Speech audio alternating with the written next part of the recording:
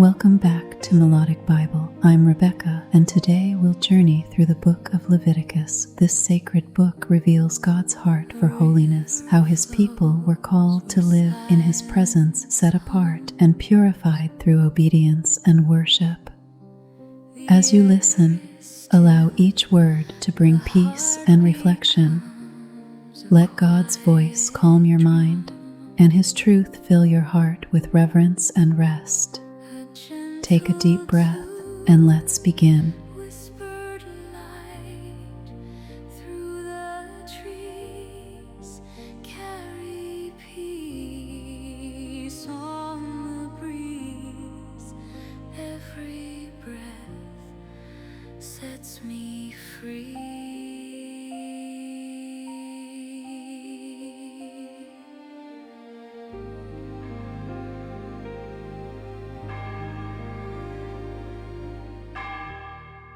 The third book of Moses, called Leviticus.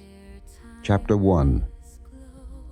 And the Lord called unto Moses, and spake unto him out of the tabernacle of the congregation, saying, Speak unto the children of Israel, and say unto them, If any man of you bring an offering unto the Lord, ye shall bring your offering of the cattle, even of the herd, and of the flock.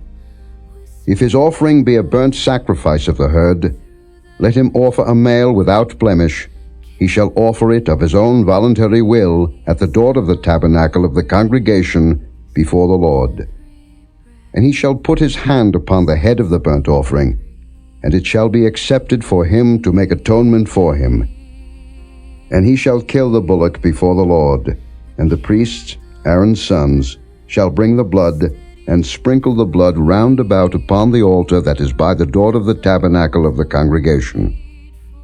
And he shall flay the burnt offering, and cut it into his pieces. And the sons of Aaron the priest shall put fire upon the altar, and lay the wood in order upon the fire. And the priests, Aaron's sons, shall lay the parts, the head, and the fat, in order upon the wood that is on the fire which is upon the altar. But his inwards and his legs shall he wash in water, and the priest shall burn all on the altar to be a burnt sacrifice, an offering made by fire, of a sweet savour unto the Lord. And if his offering be of the flocks, namely of the sheep, or of the goats, for a burnt sacrifice, he shall bring it a male without blemish, and he shall kill it on the side of the altar northward before the Lord, and the priests, Aaron's sons, shall sprinkle his blood round about upon the altar. And he shall cut it into his pieces, with his head and his fat, and the priest shall lay them in order on the wood that is on the fire which is upon the altar. But he shall wash the inwards and the legs with water, and the priest shall bring it all, and burn it upon the altar. It is a burnt sacrifice, an offering made by fire, of a sweet savour unto the Lord. And if the burnt sacrifice for his offering to the Lord be of fowls, then he shall bring his offering of turtle doves, or of young pigeons. And the priest shall bring it unto the altar, and wring off his head, and burn it on the altar, and the blood thereof shall be wrung out at the side of the altar. And he shall pluck away his crop with his feathers, and cast it beside the altar on the east part, by the place of the ashes. And he shall cleave it with the wings thereof, but shall not divide it asunder. And the priest shall burn it upon the altar, upon the wood that is upon the fire. It is a burnt sacrifice, an offering made by fire, of a sweet savour unto the Lord. Soft as shadows, dreams will grow. Whispered light through the trees, carry peace on the breeze. Chapter 2. And when any will offer a meat offering unto the Lord, his offering shall be of fine flour, and he shall pour oil upon it, and put frankincense thereon. And he shall bring it to Aaron's sons the priests. And he shall take thereout his handful of the flour thereof, and of the oil thereof, with all the frankincense thereof. And the priest shall burn the memorial of it upon the altar, to be an offering made by fire, of a sweet savour unto the Lord. And the remnant of the meat offering shall be Aaron's and his sons. It is a thing most holy of the offerings of the Lord made by fire. And if thou bring an oblation of a meat offering baken in the oven, it shall be unleavened cakes of fine flour mingled with oil, or unleavened wafers anointed with oil. And if thy oblation be a meat offering baken in a pan, it shall be a fine flour unleavened, mingled with oil. Thou shalt part it in pieces, and pour oil thereon. It is a meat offering. And if thy oblation be a meat offering baken in the frying pan, it shall be made of fine flour with oil. And thou shalt bring the meat offering that is made of these things unto the Lord. And when it is presented unto the priest, he shall bring it unto the altar. And the priest shall take from the meat offering a memorial thereof, and shall burn it upon the altar. It is an offering made by fire, of a sweet savour unto the Lord. And that which is left of the meat offering shall be Aaron's and his sons. It is a thing most holy of the offerings of the Lord made by fire. No meat offering, which ye shall bring unto the Lord, shall be made with leaven. For ye shall burn no leaven, nor any honey, in any offering of the Lord made by fire. As for the oblation of the first fruits, ye shall offer them unto the Lord, but they shall not be burnt on the altar for a sweet savour. And every oblation of thy meat offering shalt thou season with salt, neither shalt thou suffer the salt of the covenant of thy God to be lacking from thy meat offering. With all thine offerings thou shalt offer salt. And if thou offer a meat offering of thy first fruits unto the Lord, thou shalt offer for the meat offering of thy first fruits green ears of corn dried by the fire, even corn beaten out of full ears. And thou shalt put oil upon it, and lay frankincense thereon. It is a meat offering. And the priest shall burn the memorial of it, part of the beaten corn thereof, and part of the oil thereof, with all the frankincense thereof. It is an offering made by fire unto the Lord.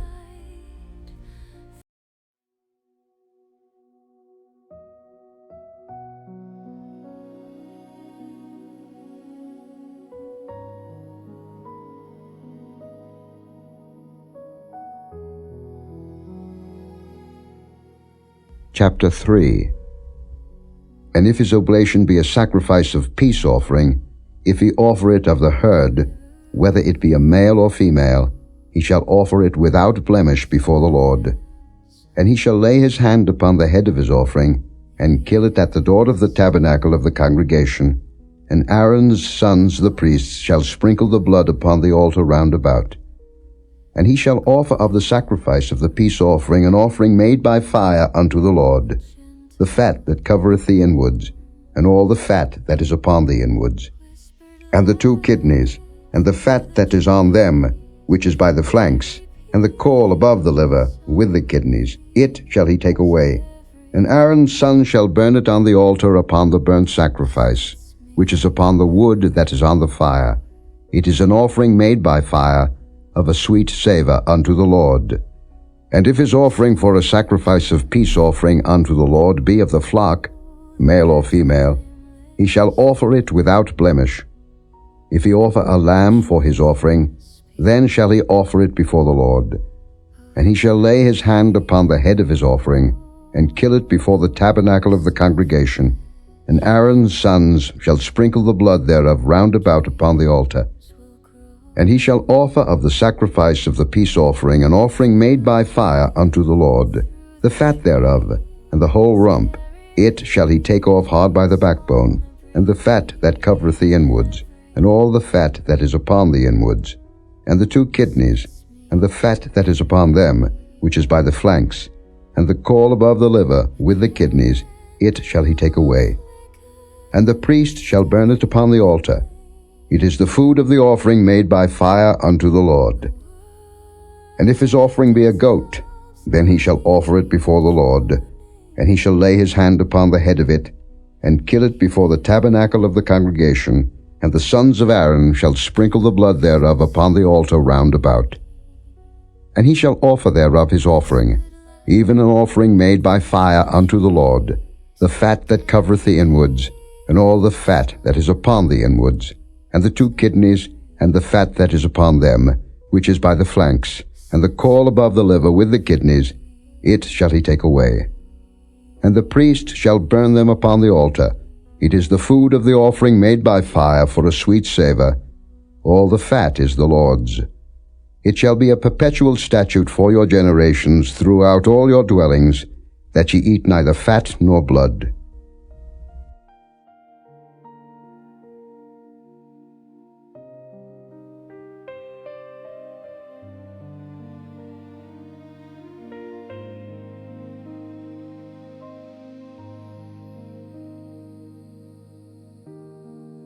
A river flows where silence hums.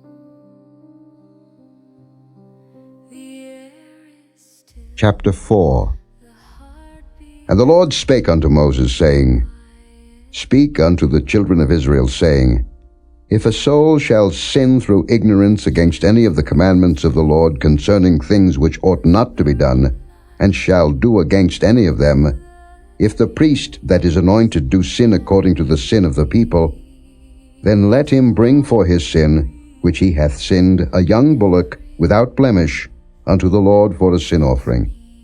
And he shall bring the bullock unto the door of the tabernacle of the congregation before the Lord, and shall lay his hand upon the bullock's head, and kill the bullock before the Lord. And the priest that is anointed shall take of the bullock's blood, and bring it to the tabernacle of the congregation. And the priest shall dip his finger in the blood, and sprinkle of the blood 7 times before the Lord, before the veil of the sanctuary. And the priest shall put some of the blood upon the horns of the altar of sweet incense before the Lord, which is in the tabernacle of the congregation, and shall pour all the blood of the bullock at the bottom of the altar of the burnt offering, which is at the door of the tabernacle of the congregation. And he shall take off from it all the fat of the bullock for the sin offering, the fat that covereth the inwards, and all the fat that is upon the inwards, and the 2 kidneys, and the fat that is upon them, which is by the flanks, and the caul above the liver with the kidneys, it shall he take away, as it was taken off from the bullock of the sacrifice of peace offerings. And the priest shall burn them upon the altar of the burnt offering. And the skin of the bullock, and all his flesh, with his head, and with his legs, and his inwards, and his dung. Even the whole bullock shall he carry forth without the camp unto a clean place, where the ashes are poured out, and burn him on the wood with fire, where the ashes are poured out shall he be burnt. And if the whole congregation of Israel sin through ignorance, and the thing be hid from the eyes of the assembly, and they have done somewhat against any of the commandments of the Lord concerning things which should not be done, and are guilty, when the sin, which they have sinned against it, is known, then the congregation shall offer a young bullock for the sin, and bring him before the tabernacle of the congregation. And the elders of the congregation shall lay their hands upon the head of the bullock before the Lord, and the bullock shall be killed before the Lord. And the priest that is anointed shall bring of the bullock's blood to the tabernacle of the congregation. And the priest shall dip his finger in some of the blood, and sprinkle it 7 times before the Lord, even before the veil. And he shall put some of the blood upon the horns of the altar which is before the Lord, that is in the tabernacle of the congregation, and shall pour out all the blood at the bottom of the altar of the burnt offering, which is at the door of the tabernacle of the congregation. And he shall take all his fat from him, and burn it upon the altar. And he shall do with the bullock as he did with the bullock for a sin offering. So shall he do with this, and the priest shall make an atonement for them, and it shall be forgiven them. And he shall carry forth the bullock without the camp, and burn him as he burned the first bullock. It is a sin offering for the congregation. When a ruler hath sinned, and done somewhat through ignorance, against any of the commandments of the Lord his God concerning things which should not be done, and is guilty, or if his sin, wherein he hath sinned, come to his knowledge, he shall bring his offering, a kid of the goats, a male without blemish. And he shall lay his hand upon the head of the goat, and kill it in the place where they kill the burnt offering before the Lord. It is a sin offering.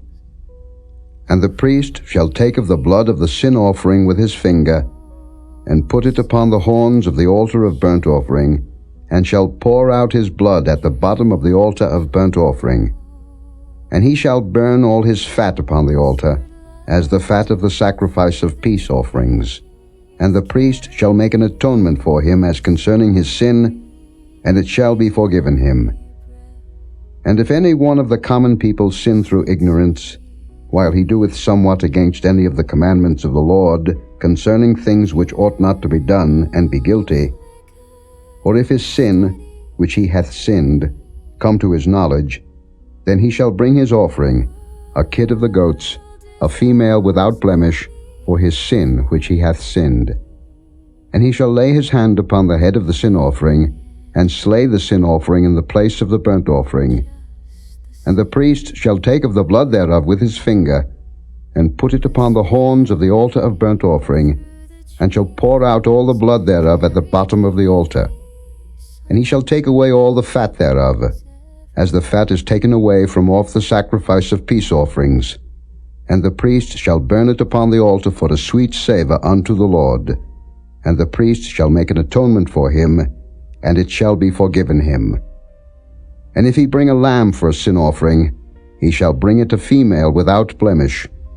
And he shall lay his hand upon the head of the sin offering, and slay it for a sin offering in the place where they kill the burnt offering. And the priest shall take of the blood of the sin offering with his finger, and put it upon the horns of the altar of burnt offering, and shall pour out all the blood thereof at the bottom of the altar. And he shall take away all the fat thereof, as the fat of the lamb is taken away from the sacrifice of the peace offerings. And the priest shall burn them upon the altar, according to the offerings made by fire unto the Lord. And the priest shall make an atonement for his sin that he hath committed, and it shall be forgiven him. Every breath sets me free.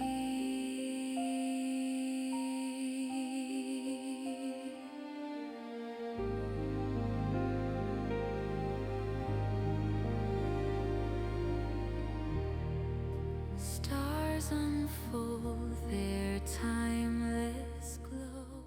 Chapter 5.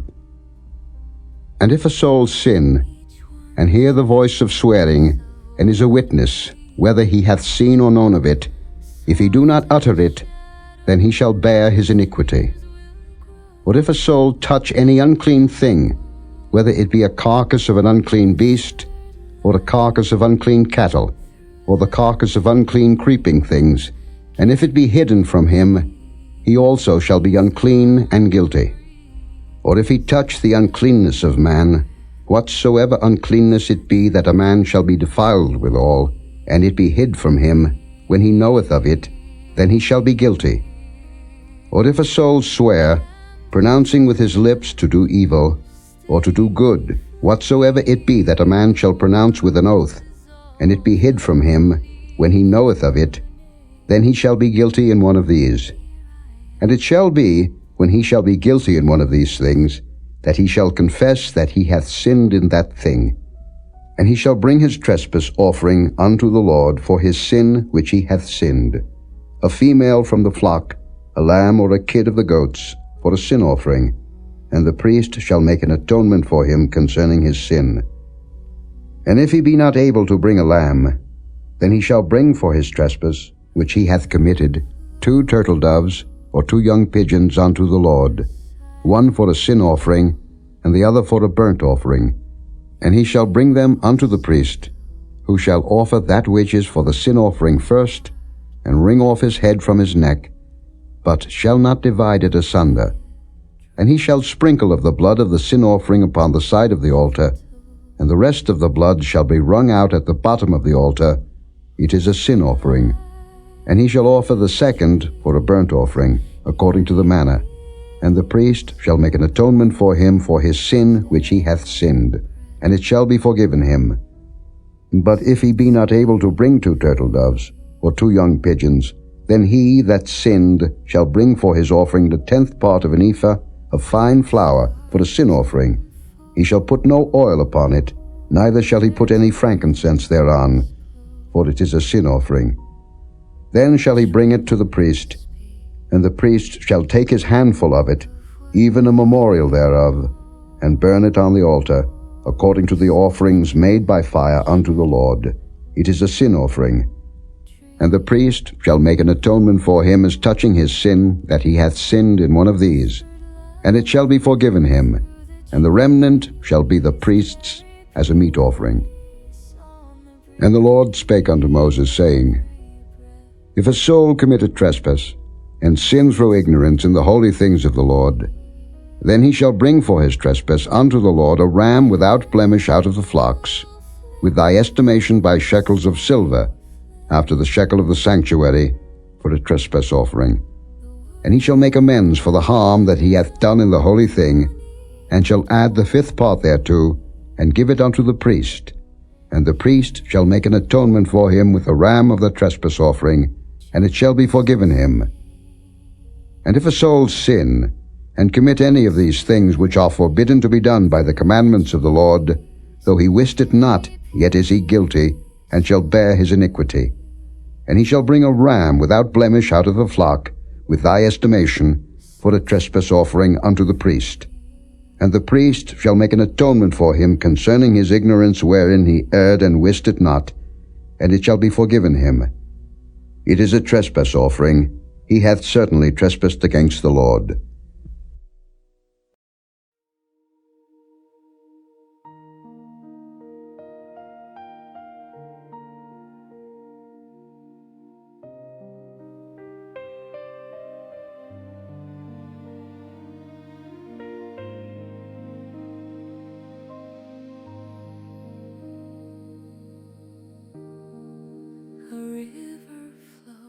Chapter 6.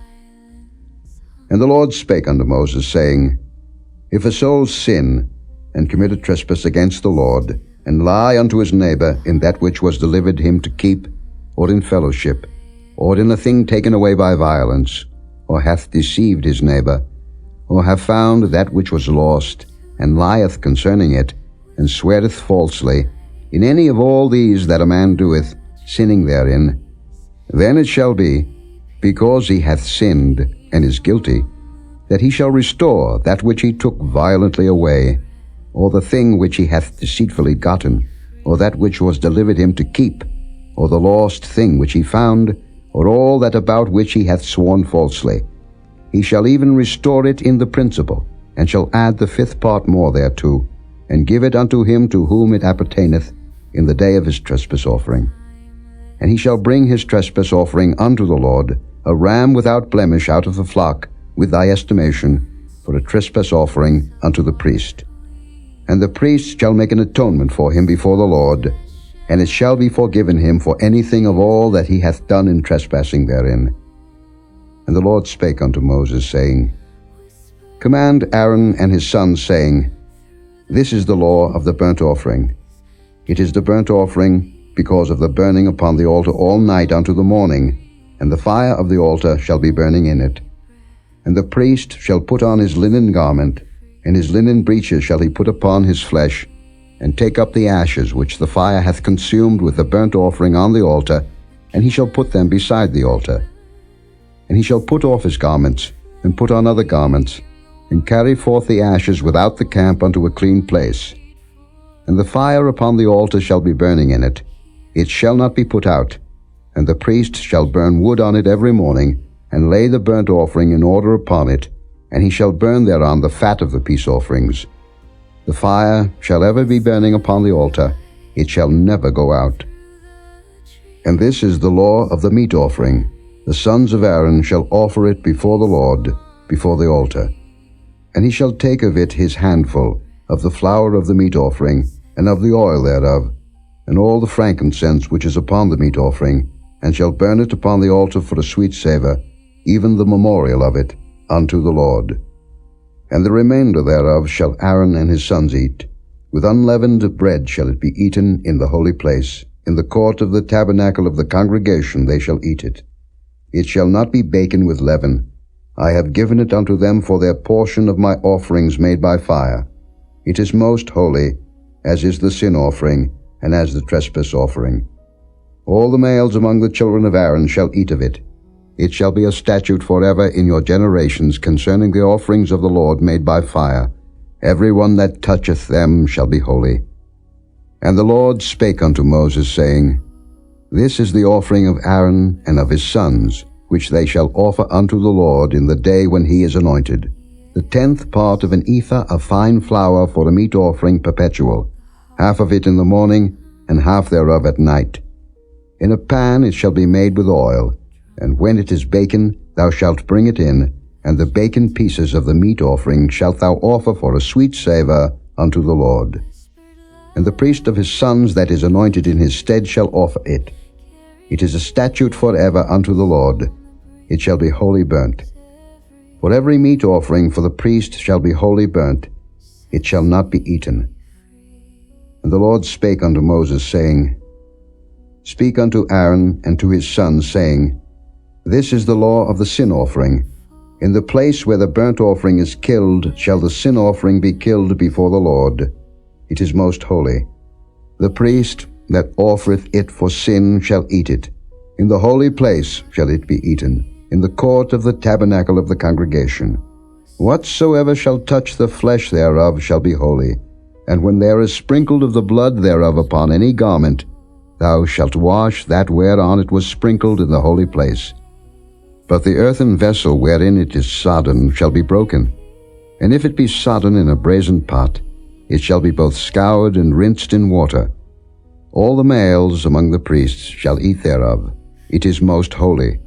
And no sin offering, whereof any of the blood is brought into the tabernacle of the congregation to reconcile withal in the holy place, shall be eaten. It shall be burnt in the fire.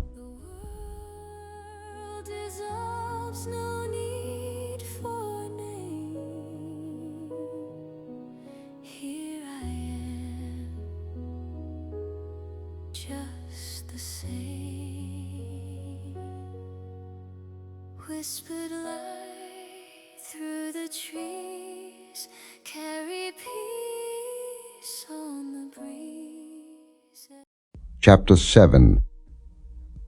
Likewise, this is the law of the trespass offering. It is most holy. In the place where they kill the burnt offering shall they kill the trespass offering, and the blood thereof shall he sprinkle round about upon the altar. And he shall offer of it all the fat thereof, the rump, and the fat that covereth the inwards, and the 2 kidneys, and the fat that is on them, which is by the flanks, and the caul that is above the liver, with the kidneys. It shall he take away. And the priest shall burn them upon the altar for an offering made by fire unto the Lord. It is a trespass offering. Every male among the priests shall eat thereof. It shall be eaten in the holy place. It is most holy. As the sin offering is, so is the trespass offering. There is one law for them. The priest that maketh atonement therewith shall have it. And the priest that offereth any man's burnt offering, even the priest shall have to himself the skin of the burnt offering which he hath offered.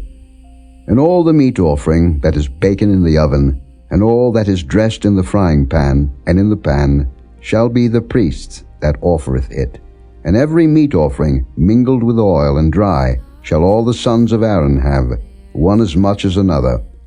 And this is the law of the sacrifice of peace offerings, which he shall offer unto the Lord. If he offer it for a thanksgiving, then he shall offer with the sacrifice of thanksgiving unleavened cakes mingled with oil, and unleavened wafers anointed with oil, and cakes mingled with oil of fine flour fried. Besides the cakes, he shall offer for his offering leavened bread with the sacrifice of thanksgiving of his peace offerings. And of it he shall offer one out of the whole oblation for an heave offering unto the Lord. And it shall be the priest's that sprinkleth the blood of the peace offerings.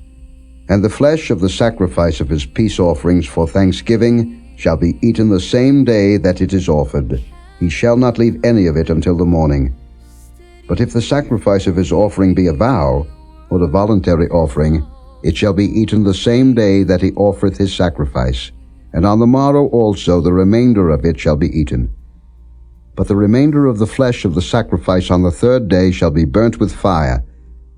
And if any of the flesh of the sacrifice of his peace offerings be eaten at all on the 3rd day, it shall not be accepted.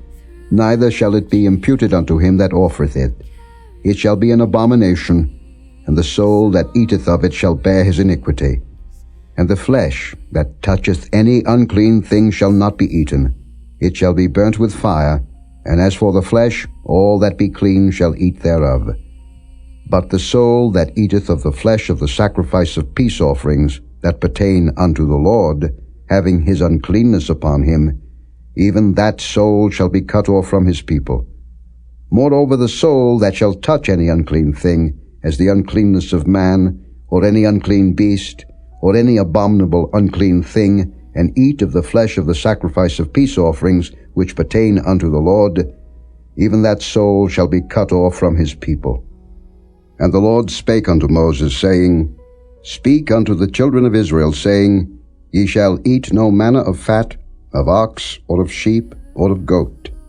And the fat of the beast that dieth of itself, and the fat of that which is torn with beasts, may be used in any other use, but ye shall in no wise eat of it. For whosoever eateth the fat of the beast, of which men offer an offering made by fire unto the Lord, even the soul that eateth it shall be cut off from his people. Moreover, ye shall eat no manner of blood, whether it be of fowl or of beast, in any of your dwellings. Whatsoever soul it be that eateth any manner of blood, even that soul shall be cut off from his people.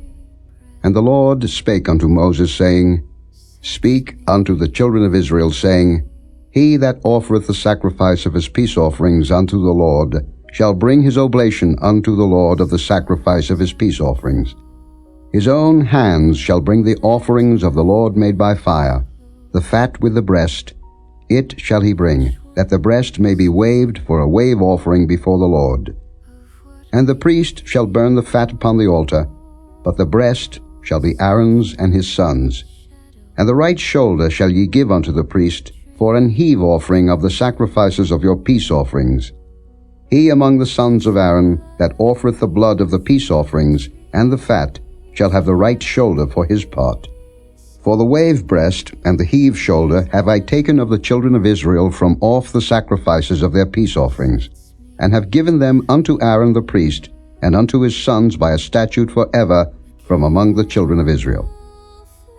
This is the portion of the anointing of Aaron, and of the anointing of his sons, out of the offerings of the Lord made by fire, in the day when he presented them to minister unto the Lord in the priest's office, which the Lord commanded to be given them of the children of Israel, in the day that he anointed them, by a statute forever throughout their generations. This is the law of the burnt offering, of the meat offering, and of the sin offering, and of the trespass offering, and of the consecrations, and of the sacrifice of the peace offerings, which the Lord commanded Moses in Mount Sinai, in the day that he commanded the children of Israel to offer their oblations unto the Lord in the wilderness of Sinai.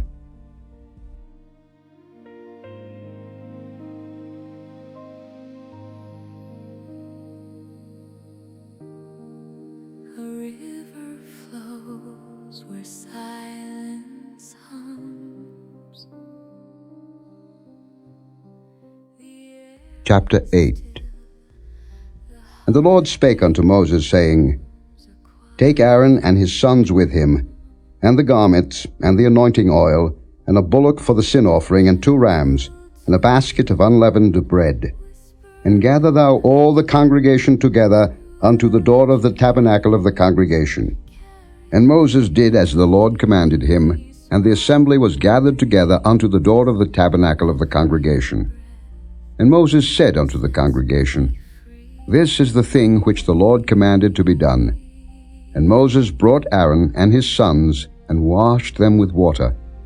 And he put upon him the coat, and girded him with the girdle, and clothed him with the robe, and put the ephod upon him, and he girded him with the curious girdle of the ephod, and bound it unto him therewith. And he put the breastplate upon him. Also he put in the breastplate the Urim and the Thummim. And he put the mitre upon his head. Also upon the mitre, even upon his forefront, did he put the golden plate, the holy crown, as the Lord commanded Moses. And Moses took the anointing oil, and anointed the tabernacle and all that was therein, and sanctified them. And he sprinkled thereof upon the altar 7 times, and anointed the altar and all his vessels, both the laver and his foot, to sanctify them. And he poured of the anointing oil upon Aaron's head, and anointed him to sanctify him. And Moses brought Aaron's sons, and put coats upon them, and girded them with girdles, and put bonnets upon them, as the Lord commanded Moses. And he brought the bullock for the sin offering, and Aaron and his sons laid their hands upon the head of the bullock for the sin offering. And he slew it. And Moses took the blood, and put it upon the horns of the altar round about with his finger, and purified the altar, and poured the blood at the bottom of the altar, and sanctified it, to make reconciliation upon it. And he took all the fat that was upon the inwards, and the caul above the liver, and the 2 kidneys and their fat, and Moses burned it upon the altar. But the bullock and his hide, his flesh and his dung, he burnt with fire without the camp, as the Lord commanded Moses. And he brought the ram for the burnt offering. And Aaron and his sons laid their hands upon the head of the ram. And he killed it, and Moses sprinkled the blood upon the altar round about. And he cut the ram into pieces, and Moses burnt the head, and the pieces, and the fat. And he washed the inwards and the legs in water, and Moses burnt the whole ram upon the altar. It was a burnt sacrifice for a sweet savour, and an offering made by fire unto the Lord, as the Lord commanded Moses. And he brought the other ram, the ram of consecration, and Aaron and his sons laid their hands upon the head of the ram. And he slew it, and Moses took of the blood of it, and put it upon the tip of Aaron's right ear, and upon the thumb of his right hand, and upon the great toe of his right foot. And he brought Aaron's sons, and Moses put of the blood upon the tip of their right ear, and upon the thumbs of their right hands, and upon the great toes of their right feet. And Moses sprinkled the blood upon the altar round about. And he took the fat, and the rump, and all the fat that was upon the inwards, and the caul above the liver, and the 2 kidneys, and their fat, and the right shoulder, and out of the basket of unleavened bread that was before the Lord, he took 1 unleavened cake, and a cake of oiled bread, and 1 wafer, and put them on the fat, and upon the right shoulder. And he put all upon Aaron's hands, and upon his sons' hands, and waved them for a wave offering before the Lord. And Moses took them from off their hands, and burnt them on the altar upon the burnt offering. They were consecrations for a sweet savour. It is an offering made by fire unto the Lord. And Moses took the breast, and waved it for a wave offering before the Lord. For of the ram of consecration it was Moses' part, as the Lord commanded Moses. And Moses took of the anointing oil, and of the blood which was upon the altar, and sprinkled it upon Aaron, and upon his garments, and upon his sons, and upon his sons' garments with him, and sanctified Aaron, and his garments, and his sons' garments with him. And Moses said unto Aaron and to his sons, Boil the flesh at the door of the tabernacle of the congregation, and there eat it with the bread that is in the basket of consecrations, as I commanded, saying, Aaron and his sons shall eat it. And that which remaineth of the flesh and of the bread shall ye burn with fire. And ye shall not go out of the door of the tabernacle of the congregation in 7 days, until the days of your consecration be at an end. For 7 days shall he consecrate you, as he hath done this day, so the Lord hath commanded to do, to make an atonement for you.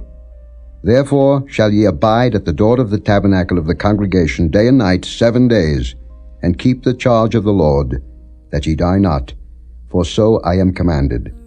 So Aaron and his sons did all things which the Lord commanded by the hand of Moses.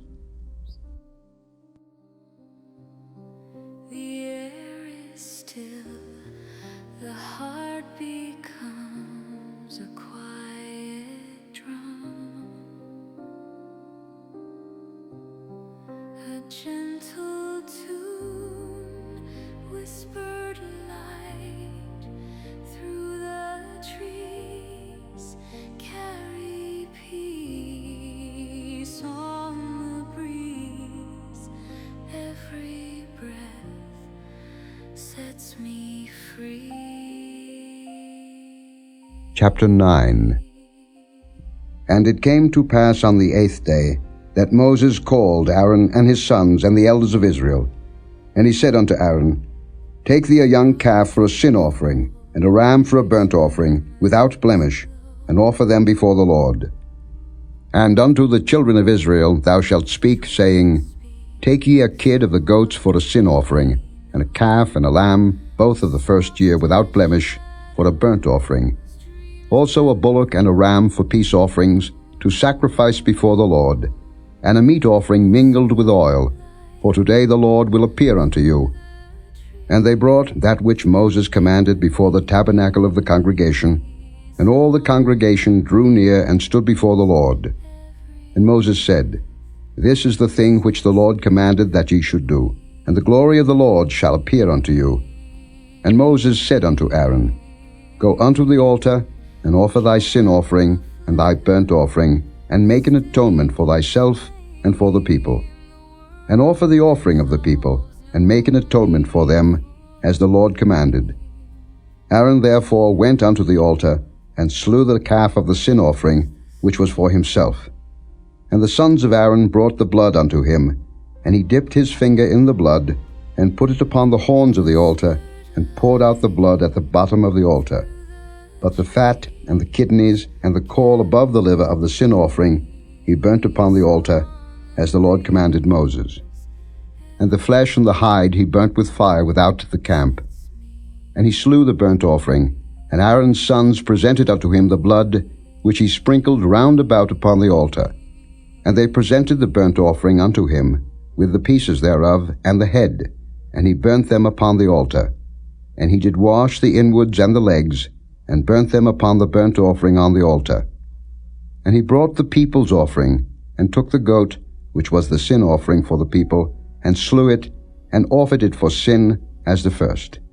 And he brought the burnt offering, and offered it according to the manner. And he brought the meat offering, and took an handful thereof, and burnt it upon the altar, beside the burnt sacrifice of the morning. He slew also the bullock and the ram for the sacrifice of peace offerings, which was for the people. And Aaron's sons presented unto him the blood, which he sprinkled upon the altar round about. And the fat of the bullock and of the ram, the rump, and that which covereth the inwards, and the kidneys, and the caul above the liver. And they put the fat upon the breasts, and he burnt the fat upon the altar. And the breasts and the right shoulder Aaron waved for a wave offering before the Lord, as Moses commanded. And Aaron lifted up his hand toward the people, and blessed them, and came down from offering of the sin offering, and the burnt offering, and peace offerings. And Moses and Aaron went into the tabernacle of the congregation, and came out, and blessed the people, and the glory of the Lord appeared unto all the people. And there came a fire out from before the Lord, and consumed upon the altar the burnt offering and the fat, which when all the people saw they shouted, and fell on their faces. Each one speaks of what we know, soft as shadows, dreams will grow, whispered light through the trees, carry peace. Chapter 10. And Nadab and Abihu, the sons of Aaron, took either of them his censer, and put fire therein, and put incense thereon, and offered strange fire before the Lord, which he commanded them not. And there went out fire from the Lord, and devoured them, and they died before the Lord. Then Moses said unto Aaron, This is it that the Lord spake, saying, I will be sanctified in them that come nigh me, and before all the people I will be glorified. And Aaron held his peace. And Moses called Mishael and Elzaphan, the sons of Uzziel, the uncle of Aaron, and said unto them, Come near, carry your brethren from before the sanctuary out of the camp. So they went near, and carried them in their coats out of the camp, as Moses had said. And Moses said unto Aaron, and unto Eleazar, and unto Ithamar his sons, Uncover not your heads, neither rend your clothes, lest ye die, and lest wrath come upon all the people. But let your brethren, the whole house of Israel, bewail the burning which the Lord hath kindled, And ye shall not go out from the door of the tabernacle of the congregation, lest ye die. For the anointing oil of the Lord is upon you. And they did according to the word of Moses. And the Lord spake unto Aaron, saying, Do not drink wine nor strong drink, thou nor thy sons with thee, when ye go into the tabernacle of the congregation, lest ye die. It shall be a statute forever throughout your generations. And that ye may put difference between holy and unholy, and between unclean and clean, and that ye may teach the children of Israel all the statutes which the Lord hath spoken unto them by the hand of Moses. And Moses spake unto Aaron, and unto Eleazar, and unto Ithamar his sons that were left, Take the meat offering that remaineth of the offerings of the Lord made by fire, and eat it without leaven beside the altar, for it is most holy. And ye shall eat it in the holy place, because it is thy due, and thy son's due, of the sacrifices of the Lord made by fire, for so I am commanded. And the wave breast and heave shoulder shall ye eat in a clean place, thou and thy sons and thy daughters with thee, for they be thy due, and thy sons' due, which are given out of the sacrifices of peace offerings of the children of Israel. The heave shoulder and the wave breast shall they bring with the offerings made by fire of the fat, to wave it for a wave offering before the Lord, and it shall be thine, and thy sons with thee, by a statute forever, as the Lord hath commanded. And Moses diligently sought the goat of the sin offering, and behold, it was burnt. And he was angry with Eleazar and Ithamar, the sons of Aaron which were left alive, saying, Wherefore have ye not eaten the sin offering in the holy place, seeing it is most holy, and God hath given it you to bear the iniquity of the congregation, to make atonement for them before the Lord? Behold, the blood of it was not brought in within the holy place. Ye should indeed have eaten it in the holy place, as I commanded. And Aaron said unto Moses, Behold, this day have they offered their sin offering and their burnt offering before the Lord. And such things have befallen me, and if I had eaten the sin offering today, should it have been accepted in the sight of the Lord? And when Moses heard that, he was content.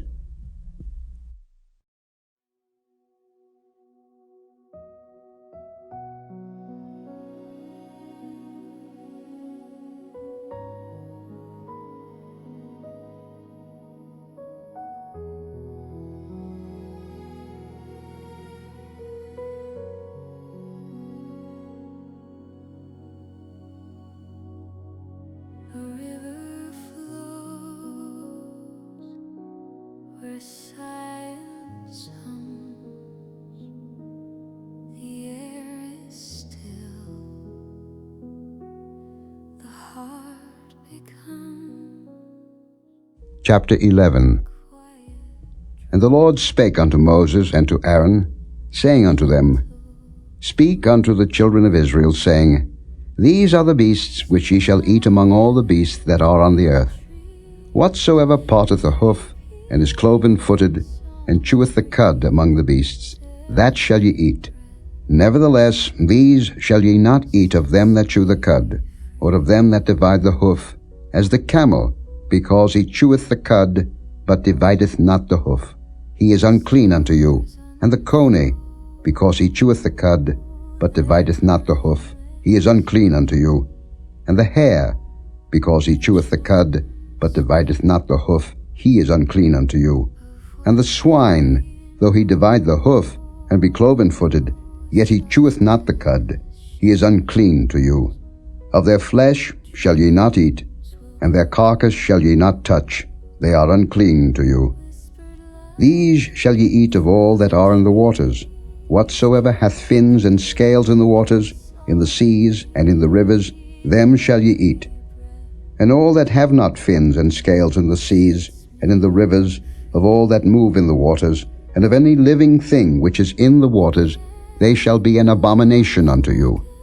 They shall be even an abomination unto you. Ye shall not eat of their flesh, but ye shall have their carcasses in abomination. Whatsoever hath no fins nor scales in the waters, that shall be an abomination unto you. And these are they which ye shall have in abomination among the fowls. They shall not be eaten. They are an abomination. The eagle, and the ossifrage, and the osprey, and the vulture and the kite after his kind, every raven after his kind, and the owl, and the nighthawk, and the cuckoo, and the hawk after his kind, and the little owl, and the cormorant, and the great owl, and the swan, and the pelican, and the gier eagle, and the stork, the heron after her kind, and the lapwing, and the bat. All fowls that creep, going upon all four, shall be an abomination unto you. Yet these may ye eat of every flying creeping thing that goeth upon all four, which have legs above their feet, to leap withal upon the earth. Even these of them ye may eat, the locust after his kind, and the bald locust after his kind, and the beetle after his kind, and the grasshopper after his kind. But all other flying creeping things which have 4 feet shall be an abomination unto you. And for these ye shall be unclean. Whosoever toucheth the carcass of them shall be unclean until the even. And whosoever beareth aught of the carcass of them shall wash his clothes, and be unclean until the even. The carcasses of every beast which divideth the hoof, and is not cloven-footed, nor cheweth the cud, are unclean unto you. Every one that toucheth them shall be unclean. And whatsoever goeth upon his paws among all manner of beasts that go on all 4, those are unclean unto you. Whoso toucheth their carcass shall be unclean until the even. And he that beareth the carcass of them shall wash his clothes, and be unclean until the even. They are unclean unto you. These also shall be unclean unto you among the creeping things that creep upon the earth, the weasel, and the mouse, and the tortoise after his kind, and the ferret, and the chameleon, and the lizard, and the snail, and the mole. These are unclean to you among all that creep. Whosoever doth touch them, when they be dead, shall be unclean until the even. And upon whatsoever any of them, when they are dead, doth fall, it shall be unclean, whether it be any vessel of wood, or raiment, or skin, or sack, whatsoever vessel it be, wherein any work is done, it must be put into water, and it shall be unclean until the even, so it shall be cleansed. And every earthen vessel, whereinto any of them falleth, whatsoever is in it shall be unclean, and ye shall break it. Of all meat which may be eaten, that on which such water cometh shall be unclean, and all drink that may be drunk in every such vessel shall be unclean. And everything whereupon any part of their carcass falleth shall be unclean, whether it be oven, or ranges for pots, they shall be broken down, for they are unclean, and shall be unclean unto you. Nevertheless, a fountain or pit, wherein there is plenty of water, shall be clean, but that which toucheth their carcass shall be unclean. And if any part of their carcass fall upon any sowing seed which is to be sown, it shall be clean. But if any water be put upon the seed, and any part of their carcass fall thereon, it shall be unclean unto you. And if any beast, of which ye may eat, die, he that toucheth the carcass thereof shall be unclean until the even. And he that eateth of the carcass of it shall wash his clothes, and be unclean until the even. He also that beareth the carcass of it shall wash his clothes, and be unclean until the even. And every creeping thing that creepeth upon the earth shall be an abomination. It shall not be eaten. Whatsoever goeth upon the belly, and whatsoever goeth upon all 4, or whatsoever hath more feet among all creeping things that creep upon the earth, them ye shall not eat, for they are an abomination.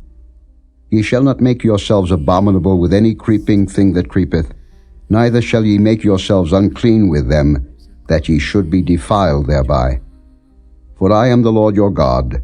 Ye shall therefore sanctify yourselves, and ye shall be holy, for I am holy. Neither shall ye defile yourselves with any manner of creeping thing that creepeth upon the earth. For I am the Lord that bringeth you up out of the land of Egypt, to be your God. Ye shall therefore be holy, for I am holy. This is the law of the beasts, and of the fowl, and of every living creature that moveth in the waters, and of every creature that creepeth upon the earth, to make a difference between the unclean and the clean, and between the beast that may be eaten, and the beast that may not be eaten. Stars unfold their timeless glow. Each Each one speaks of what we know. Soft as shadows, dreams will grow.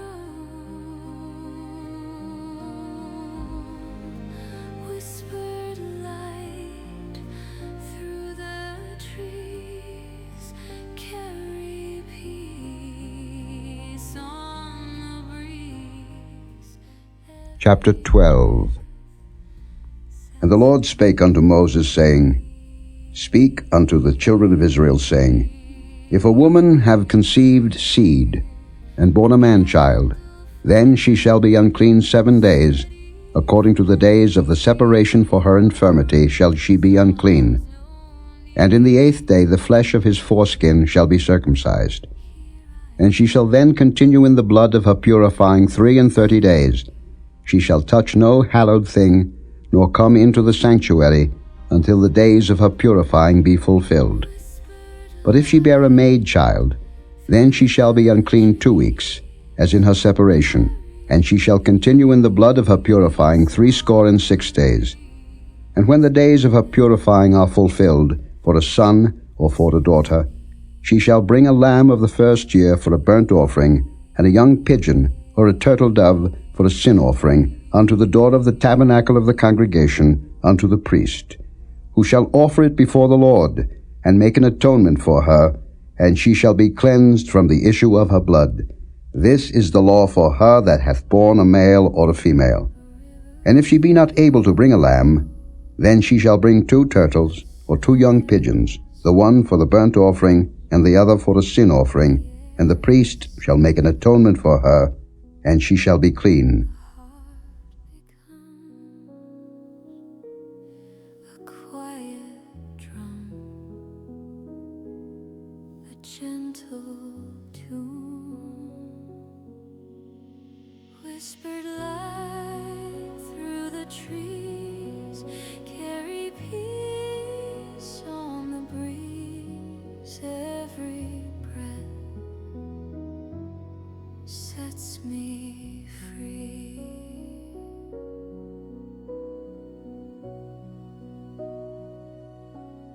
Stars unfold. Chapter 13. And the Lord spake unto Moses and Aaron, saying, When a man shall have in the skin of his flesh a rising, a scab, or bright spot, and it be in the skin of his flesh like the plague of leprosy, then he shall be brought unto Aaron the priest, or unto one of his sons the priests. And the priest shall look on the plague in the skin of the flesh, and when the hair in the plague is turned white, and the plague in sight be deeper than the skin of his flesh, it is a plague of leprosy. And the priest shall look on him, and pronounce him unclean. If the bright spot be white in the skin of his flesh, and in sight be not deeper than the skin, and the hair thereof be not turned white, then the priest shall shut up him that hath the plague 7 days, and the priest shall look on him the 7th day, and behold, if the plague in his sight be at a stay, and the plague spread not in the skin, then the priest shall shut him up 7 days more. And the priest shall look on him again the 7th day, and behold, if the plague be somewhat dark, and the plague spread not in the skin, the priest shall pronounce him clean. It is but a scab, and he shall wash his clothes, and be clean. But if the scab spread much abroad in the skin, after that he hath been seen of the priest for his cleansing, he shall be seen of the priest again. And if the priest see that, behold, the scab spreadeth in the skin, then the priest shall pronounce him unclean. It is a leprosy. When the plague of leprosy is in a man, then he shall be brought unto the priest. And the priest shall see him, and behold, if the rising be white in the skin, and it have turned the hair white, and there be quick raw flesh in the rising, it is an old leprosy in the skin of his flesh, and the priest shall pronounce him unclean, and shall not shut him up, for he is unclean. And if a leprosy break out abroad in the skin, and the leprosy cover all the skin of him that hath the plague from his head even to his foot, wheresoever the priest looketh, then the priest shall consider, and behold, if the leprosy have covered all his flesh, he shall pronounce him clean that hath the plague. It is all turned white, he is clean. But when raw flesh appeareth in him, he shall be unclean. And the priest shall see the raw flesh and pronounce him to be unclean, for the raw flesh is unclean, it is a leprosy. Or if the raw flesh turn again, and be changed unto white, he shall come unto the priest. And the priest shall see him, and behold, if the plague be turned into white, then the priest shall pronounce him clean that hath the plague, he is clean. The flesh also, in which, even in the skin thereof, was a boil, and is healed. And in the place of the boil there be a white rising, or a bright spot, white, and somewhat reddish, and it be showed to the priest. And if, when the priest seeth it, behold, it be in sight lower than the skin, and the hair thereof be turned white, the priest shall pronounce him unclean. It is a plague of leprosy broken out of the boil. But if the priest look on it, and behold, there be no white hairs therein, and if it be not lower than the skin, but be somewhat dark, then the priest shall shut him up 7 days. And if it spread much abroad in the skin, then the priest shall pronounce him unclean. It is a plague. But if the bright spot stay in his place, and spread not, it is a burning boil, and the priest shall pronounce him clean. Or if there be any flesh, in the skin whereof there is a hot burning, and the quick flesh that burneth have a white bright spot, somewhat reddish or white, then the priest shall look upon it, and behold, if the hair and the bright spot be turned white, and it be in sight deeper than the skin, it is a leprosy broken out of the burning, wherefore the priest shall pronounce him unclean. It is the plague of leprosy. But if the priest look on it, and behold, there be no white hair on the bright spot, and it be no lower than the other skin, but be somewhat dark, then the priest shall shut him up 7 days. And the priest shall look upon him the 7th day, and if it be spread much abroad in the skin, then the priest shall pronounce him unclean. It is the plague of leprosy. And if the bright spot stay in his place, and spread not in the skin, but it be somewhat dark, it is a rising of the burning, and the priest shall pronounce him clean, for it is an inflammation of the burning. If a man or woman have a plague upon the head or the beard, then the priest shall see the plague, and behold, if it be in sight deeper than the skin, and there be in it a yellow thin hair, then the priest shall pronounce him unclean. It is a dry scall, even a leprosy upon the head or beard. And if the priest look on the plague of the scall, and behold, it be not in sight deeper than the skin, and that there is no black hair in it, then the priest shall shut up him that hath the plague of the scall 7 days. And in the 7th day the priest shall look on the plague, and behold, if the scall spread not, and there be in it no yellow hair, and the scall be not in sight deeper than the skin, he shall be shaven, but the scall shall he not shave, and the priest shall shut up him that hath the scall 7 days more. And in the 7th day the priest shall look on the scall, and behold, if the scall be not spread in the skin, nor be in sight deeper than the skin, then the priest shall pronounce him clean, and he shall wash his clothes, and be clean. But if the scall spread much in the skin after his cleansing, then the priest shall look on him, and behold, if the scall be spread in the skin, the priest shall not seek for yellow hair, he is unclean. But if the scall be in his sight at a stay, and that there is black hair grown up therein, the scall is healed, he is clean, and the priest shall pronounce him clean. If a man also or a woman have in the skin of their flesh bright spots, even white bright spots, then the priest shall look, and behold, if the bright spots in the skin of their flesh be darkish white, it is a freckled spot that groweth in the skin, he is clean. And the man whose hair is fallen off his head, he is bald, yet is he clean. And he that hath his hair fallen off from the part of his head toward his face, he is forehead bald, yet is he clean. And if there be in the bald head, or bald forehead, a white reddish sore, it is a leprosy sprung up in his bald head, or his bald forehead. Then the priest shall look upon it, and behold, if the rising of the sore be white reddish in his bald head, or in his bald forehead, as the leprosy appeareth in the skin of the flesh, he is a leprous man, he is unclean. The priest shall pronounce him utterly unclean.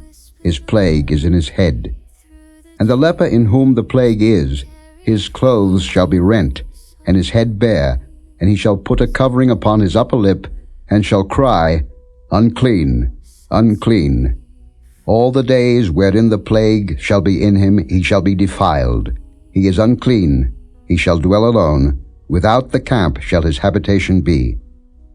The garment also that the plague of leprosy is in, whether it be a woolen garment, or a linen garment, whether it be in the warp or woof of linen or of woolen, whether in a skin or in anything made of skin, and if the plague be greenish or reddish in the garment, or in the skin, either in the warp, or in the woof, or in anything of skin, it is a plague of leprosy, and shall be showed unto the priest.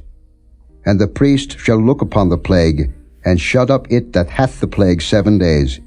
And he shall look on the plague on the 7th day. If the plague be spread in the garment, either in the warp, or in the woof, or in the skin, or in any work that is made of skin, the plague is a fretting leprosy, it is unclean. He shall therefore burn that garment, whether warp or woof, in woolen or in linen, or anything of skin wherein the plague is, for it is a fretting leprosy, it shall be burnt in the fire. And if the priest shall look and behold, the plague be not spread in the garment, either in the warp, or in the woof, or in anything of skin, then the priest shall command that they wash the thing wherein the plague is, and he shall shut it up 7 days more. And the priest shall look on the plague, after that it is washed, and behold, if the plague have not changed his color, and the plague be not spread, it is unclean. Thou shalt burn it in the fire, it is fret inward, whether it be bare within or without. And if the priest look and behold, the plague be somewhat dark after the washing of it, then he shall rend it out of the garment, or out of the skin, or out of the warp, or out of the woof. And if it appear still in the garment, either in the warp, or in the woof, or in anything of skin, it is a spreading plague. Thou shalt burn that wherein the plague is with fire. And the garment, either warp, or woof, or whatsoever thing of skin it be, which thou shalt wash, if the plague be departed from them, then it shall be washed the 2nd time, and shall be clean. This is the law of the plague of leprosy in a garment of woolen or linen, either in the warp, or woof, or anything of skins, to pronounce it clean, or to pronounce it unclean.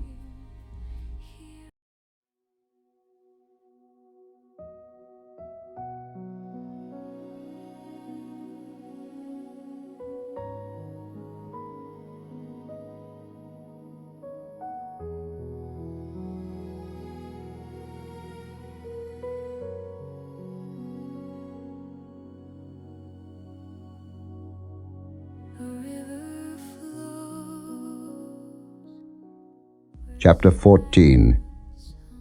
And the Lord spake unto Moses, saying, This shall be the law of the leper in the day of his cleansing. He shall be brought unto the priest.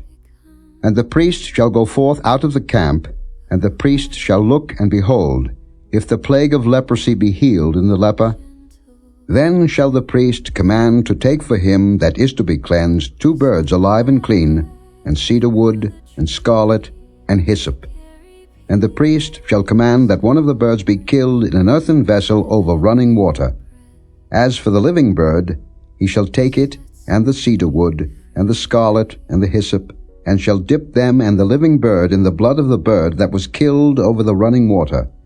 And he shall sprinkle upon him that is to be cleansed from the leprosy 7 times, and shall pronounce him clean, and shall let the living bird loose into the open field.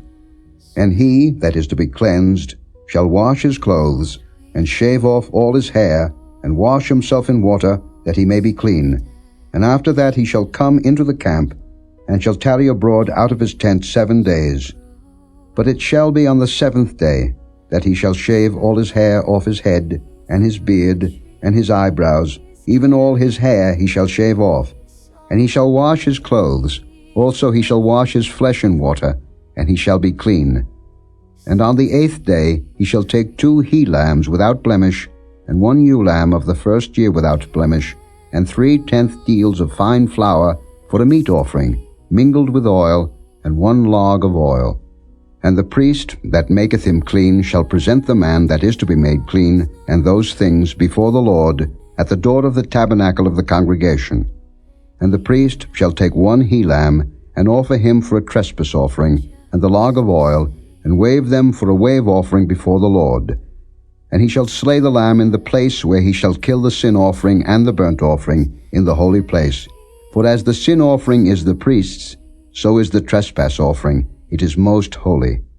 And the priest shall take some of the blood of the trespass offering, and the priest shall put it upon the tip of the right ear of him that is to be cleansed, and upon the thumb of his right hand, and upon the great toe of his right foot. And the priest shall take some of the log of oil, and pour it into the palm of his own left hand, and the priest shall dip his right finger in the oil that is in his left hand, and shall sprinkle of the oil with his finger 7 times before the Lord. And of the rest of the oil that is in his hand shall the priest put upon the tip of the right ear of him that is to be cleansed, and upon the thumb of his right hand, and upon the great toe of his right foot, upon the blood of the trespass offering.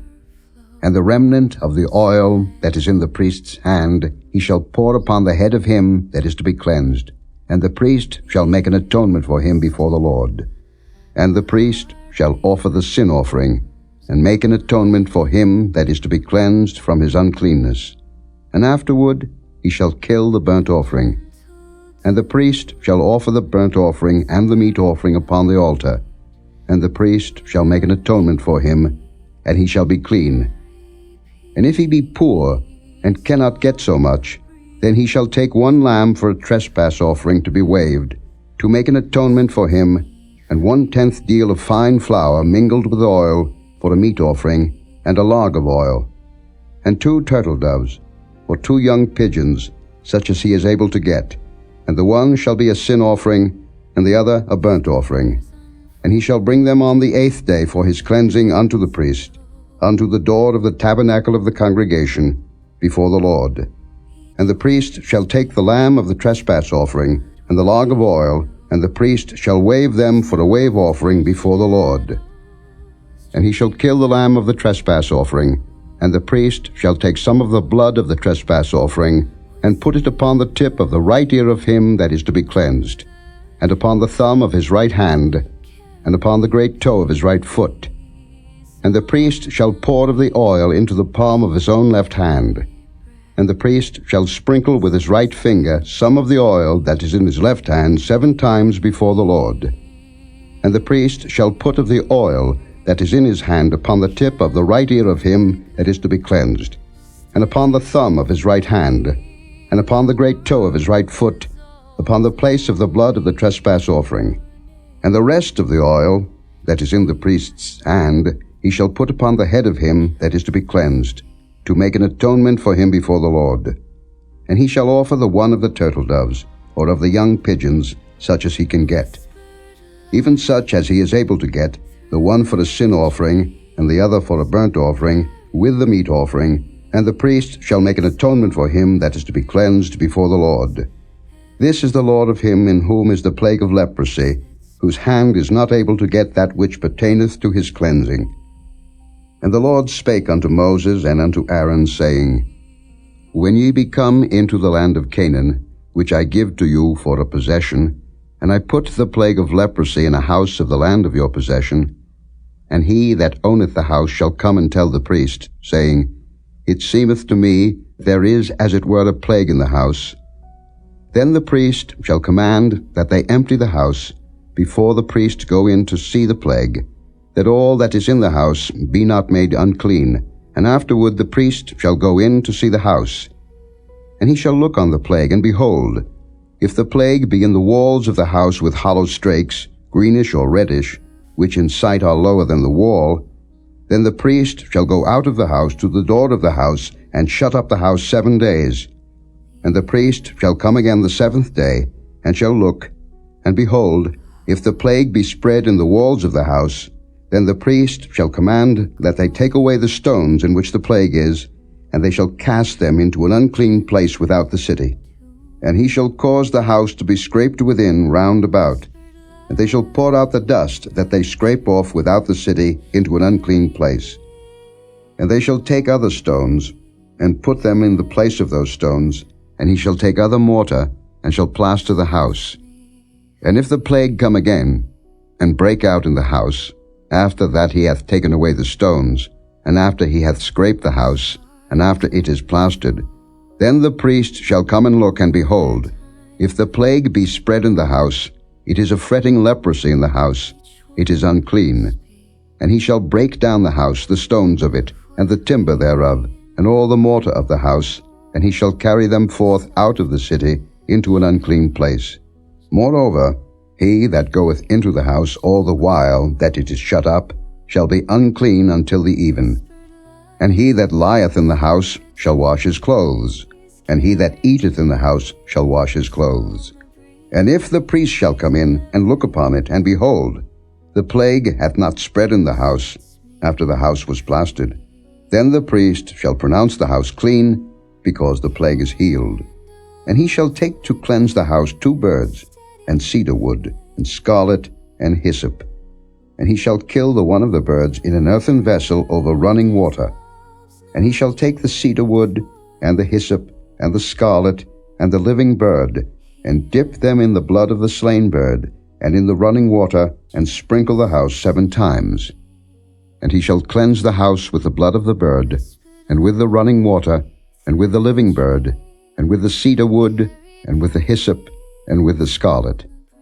But he shall let go the living bird out of the city into the open fields, and make an atonement for the house, and it shall be clean. This is the law for all manner of plague of leprosy and scall, and for the leprosy of a garment and of a house, and for a rising, and for a scab, and for a bright spot, to teach when it is unclean, and when it is clean.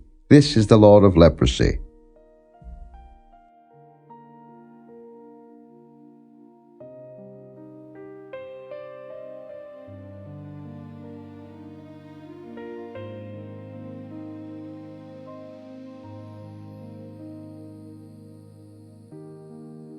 A river flows where silence hums.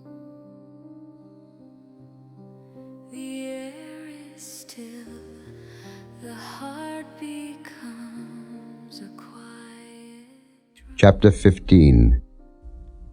And the Lord spake unto Moses and to Aaron, saying, Speak unto the children of Israel, and say unto them, When any man hath a running issue out of his flesh, because of his issue he is unclean, and this shall be his uncleanness in his issue, whether his flesh run with his issue, or his flesh be stopped from his issue, it is his uncleanness.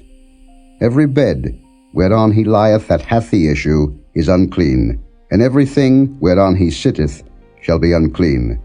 And whosoever toucheth his bed shall wash his clothes, and bathe himself in water, and be unclean until the even.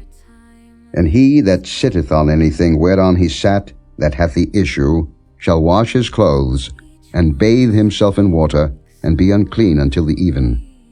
And he that toucheth the flesh of him that hath the issue shall wash his clothes, and bathe himself in water, and be unclean until the even. And if he that hath the issue spit upon him that is clean, then he shall wash his clothes, and bathe himself in water, and be unclean until the even. And what saddle soever he rideth upon that hath the issue shall be unclean. And whosoever toucheth anything that was under him shall be unclean until the even. And he that beareth any of those things shall wash his clothes, and bathe himself in water, and be unclean until the even. And whomsoever he toucheth that hath the issue, and hath not rinsed his hands in water, he shall wash his clothes, and bathe himself in water, and be unclean until the even. And the vessel of earth that he toucheth, which hath the issue, shall be broken, and every vessel of wood shall be rinsed in water. And when he that hath an issue is cleansed of his issue, then he shall number to himself 7 days for his cleansing, and wash his clothes, and bathe his flesh in running water, and shall be clean. And on the 8th day he shall take to him 2 turtle doves, or 2 young pigeons, and come before the Lord unto the door of the tabernacle of the congregation, and give them unto the priest. And the priest shall offer them, the one for a sin offering, and the other for a burnt offering, and the priest shall make an atonement for him before the Lord for his issue.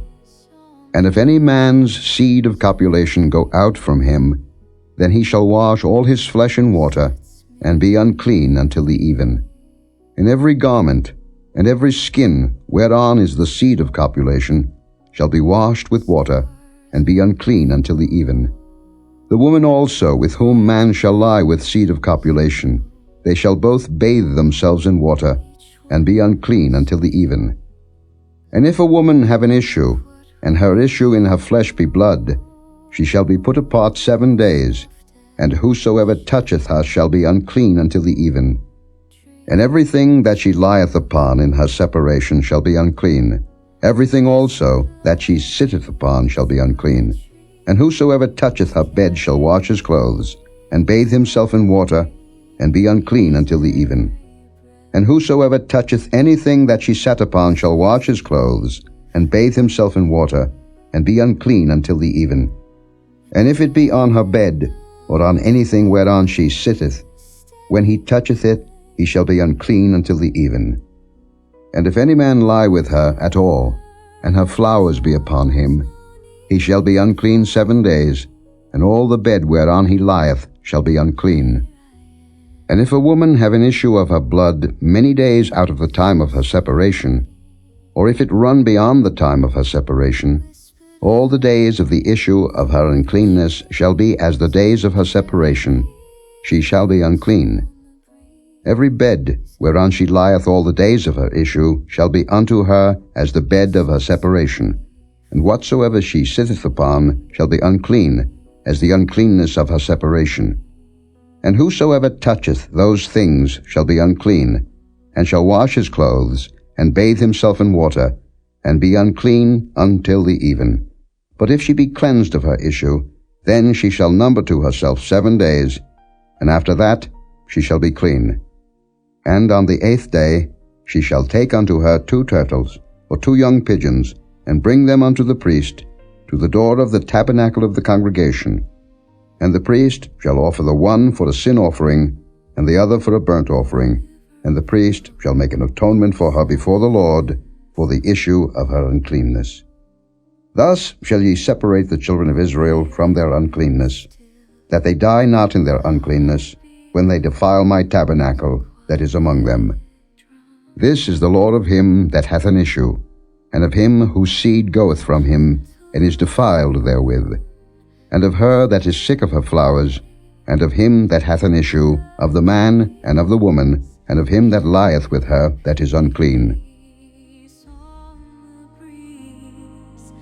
Every breath sets me free.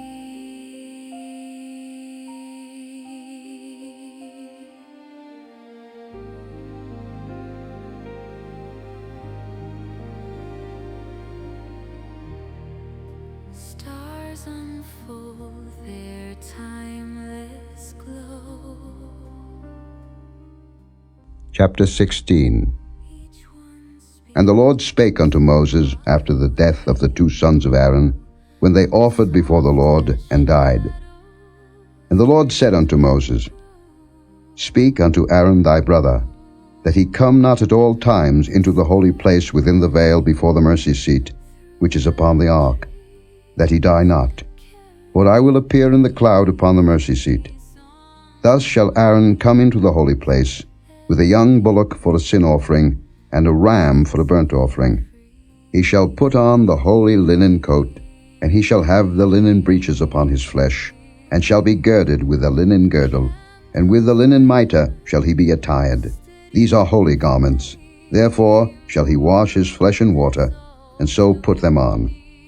And he shall take of the congregation of the children of Israel 2 kids of the goats for a sin offering, and 1 ram for a burnt offering. And Aaron shall offer his bullock of the sin offering, which is for himself, and make an atonement for himself and for his house. And he shall take the 2 goats, and present them before the Lord at the door of the tabernacle of the congregation. And Aaron shall cast lots upon the 2 goats, 1 lot for the Lord, and the other lot for the scapegoat. And Aaron shall bring the goat upon which the Lord's lot fell, and offer him for a sin offering.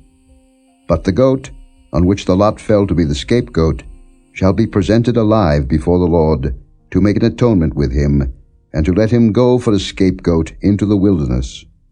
And Aaron shall bring the bullock of the sin offering, which is for himself, and shall make an atonement for himself and for his house, and shall kill the bullock of the sin offering, which is for himself.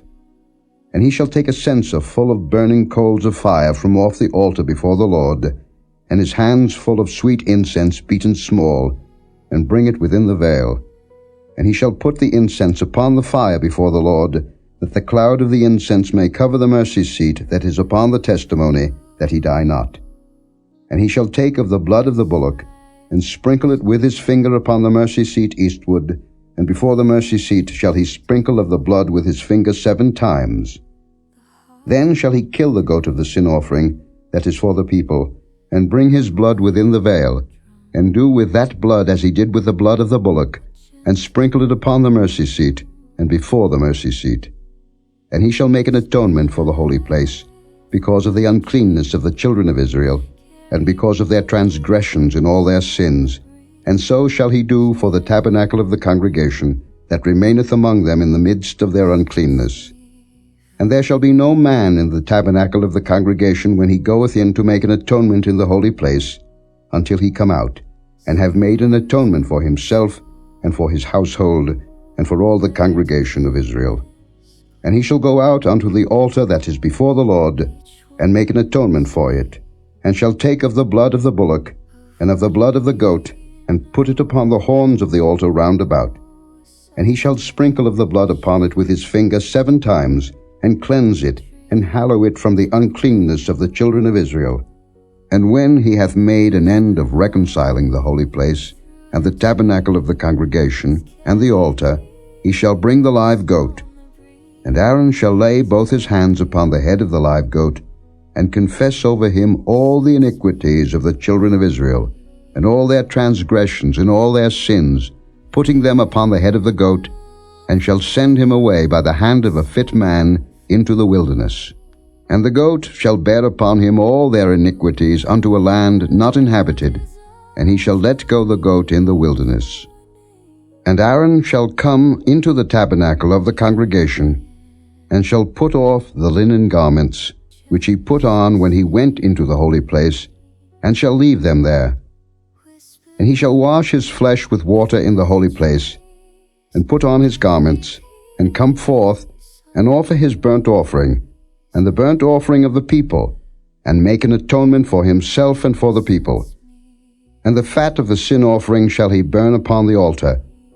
And he that let go the goat for the scapegoat shall wash his clothes, and bathe his flesh in water, and afterward come into the camp.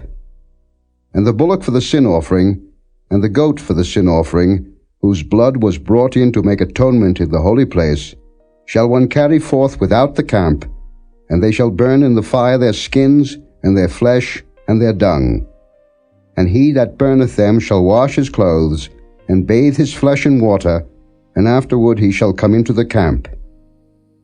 And this shall be a statute for ever unto you, that in the 7th month, on the 10th day of the month, ye shall afflict your souls, and do no work at all, whether it be one of your own country, or a stranger that sojourneth among you. For on that day shall the priest make an atonement for you, to cleanse you, that ye may be clean from all your sins before the Lord. It shall be a Sabbath of rest unto you, and ye shall afflict your souls by a statute forever. And the priest, whom he shall anoint, and whom he shall consecrate to minister in the priest's office in his father's stead, shall make the atonement, and shall put on the linen clothes, even the holy garments. And he shall make an atonement for the holy sanctuary, and he shall make an atonement for the tabernacle of the congregation, and for the altar, and he shall make an atonement for the priests, and for all the people of the congregation. And this shall be an everlasting statute unto you, to make an atonement for the children of Israel for all their sins once a year. And he did as the Lord commanded Moses. Soft as shadows, dreams will grow. Whispered light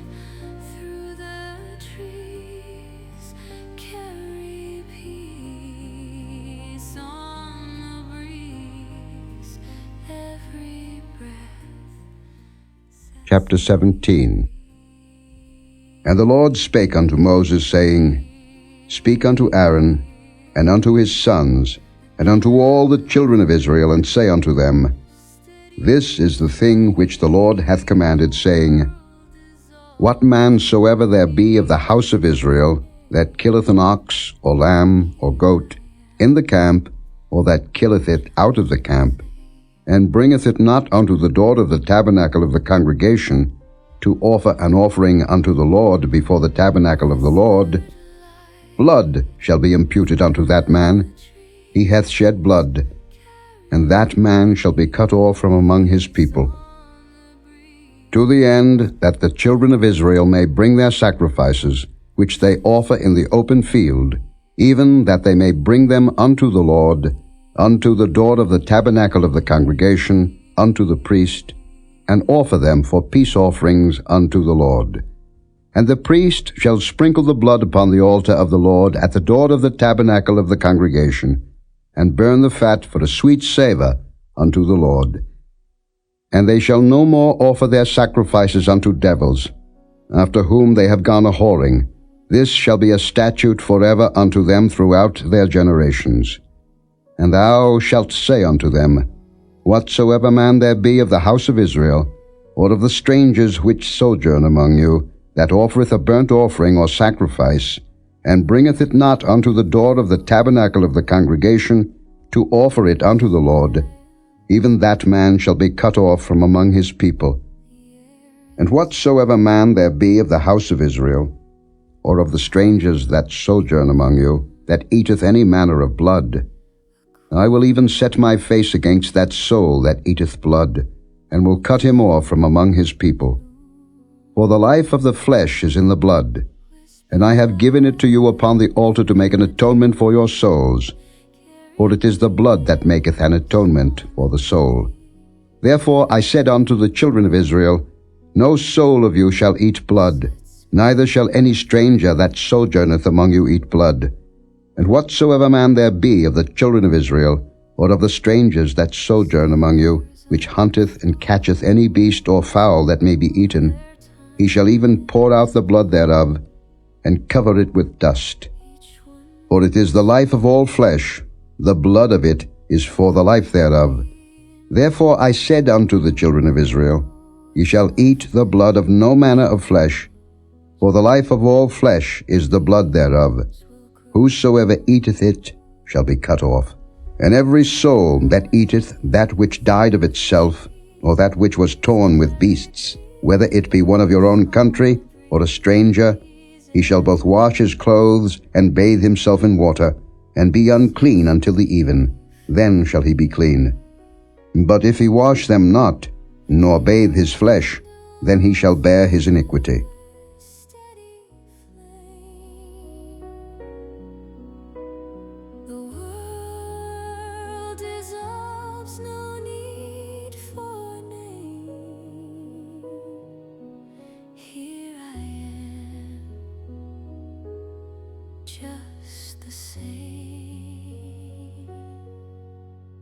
Whispered light through the trees, carry peace on the breeze. Every breath sets me free.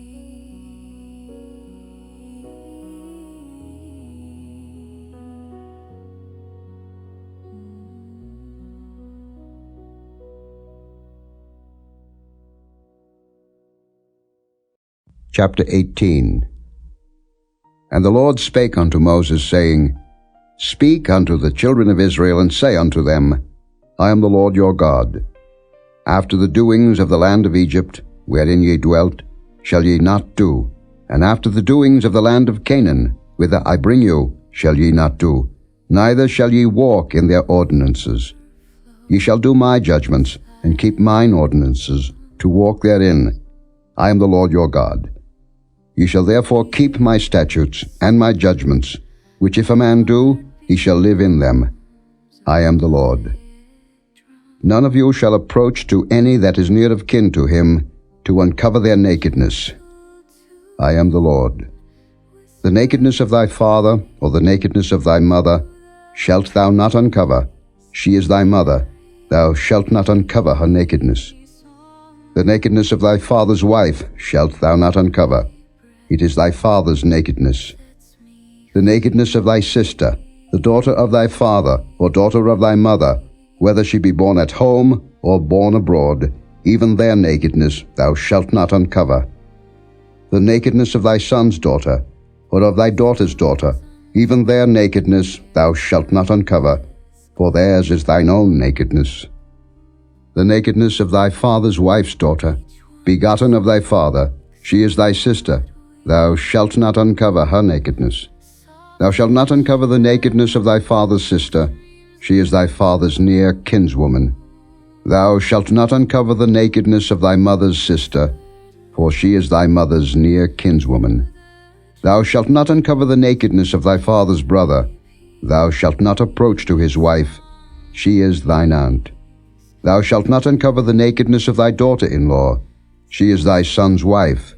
Thou shalt not uncover her nakedness. Thou shalt not uncover the nakedness of thy brother's wife, it is thy brother's nakedness. Thou shalt not uncover the nakedness of a woman and her daughter, neither shalt thou take her son's daughter, or her daughter's daughter, to uncover her nakedness, for they are her near kinswomen, it is wickedness. Neither shalt thou take a wife to her sister to vex her, to uncover her nakedness, beside the other in her lifetime. Also thou shalt not approach unto a woman to uncover her nakedness, as long as she is put apart for her uncleanness. Moreover, thou shalt not lie carnally with thy neighbor's wife, to defile thyself with her. And thou shalt not let any of thy seed pass through the fire to Molech, neither shalt thou profane the name of thy God. I am the Lord. Thou shalt not lie with mankind, as with womankind. It is abomination. Neither shalt thou lie with any beast to defile thyself therewith, neither shall any woman stand before a beast to lie down thereto. It is confusion. Defile not ye yourselves in any of these things, for in all these the nations are defiled, which I cast out before you. And the land is defiled. Therefore I do visit the iniquity thereof upon it, and the land itself vomiteth out her inhabitants. Ye shall therefore keep my statutes and my judgments, and shall not commit any of these abominations, neither any of your own nation, nor any stranger that sojourneth among you. For all these abominations have the men of the land done, which were before you, and the land is defiled. That the land spew not you out also, when ye defile it, as it spewed out the nations that were before you. For whosoever shall commit any of these abominations, even the souls that commit them shall be cut off from among their people. Therefore shall ye keep mine ordinance, that ye commit not any one of these abominable customs, which were committed before you, and that ye defile not yourselves therein. I am the Lord your God.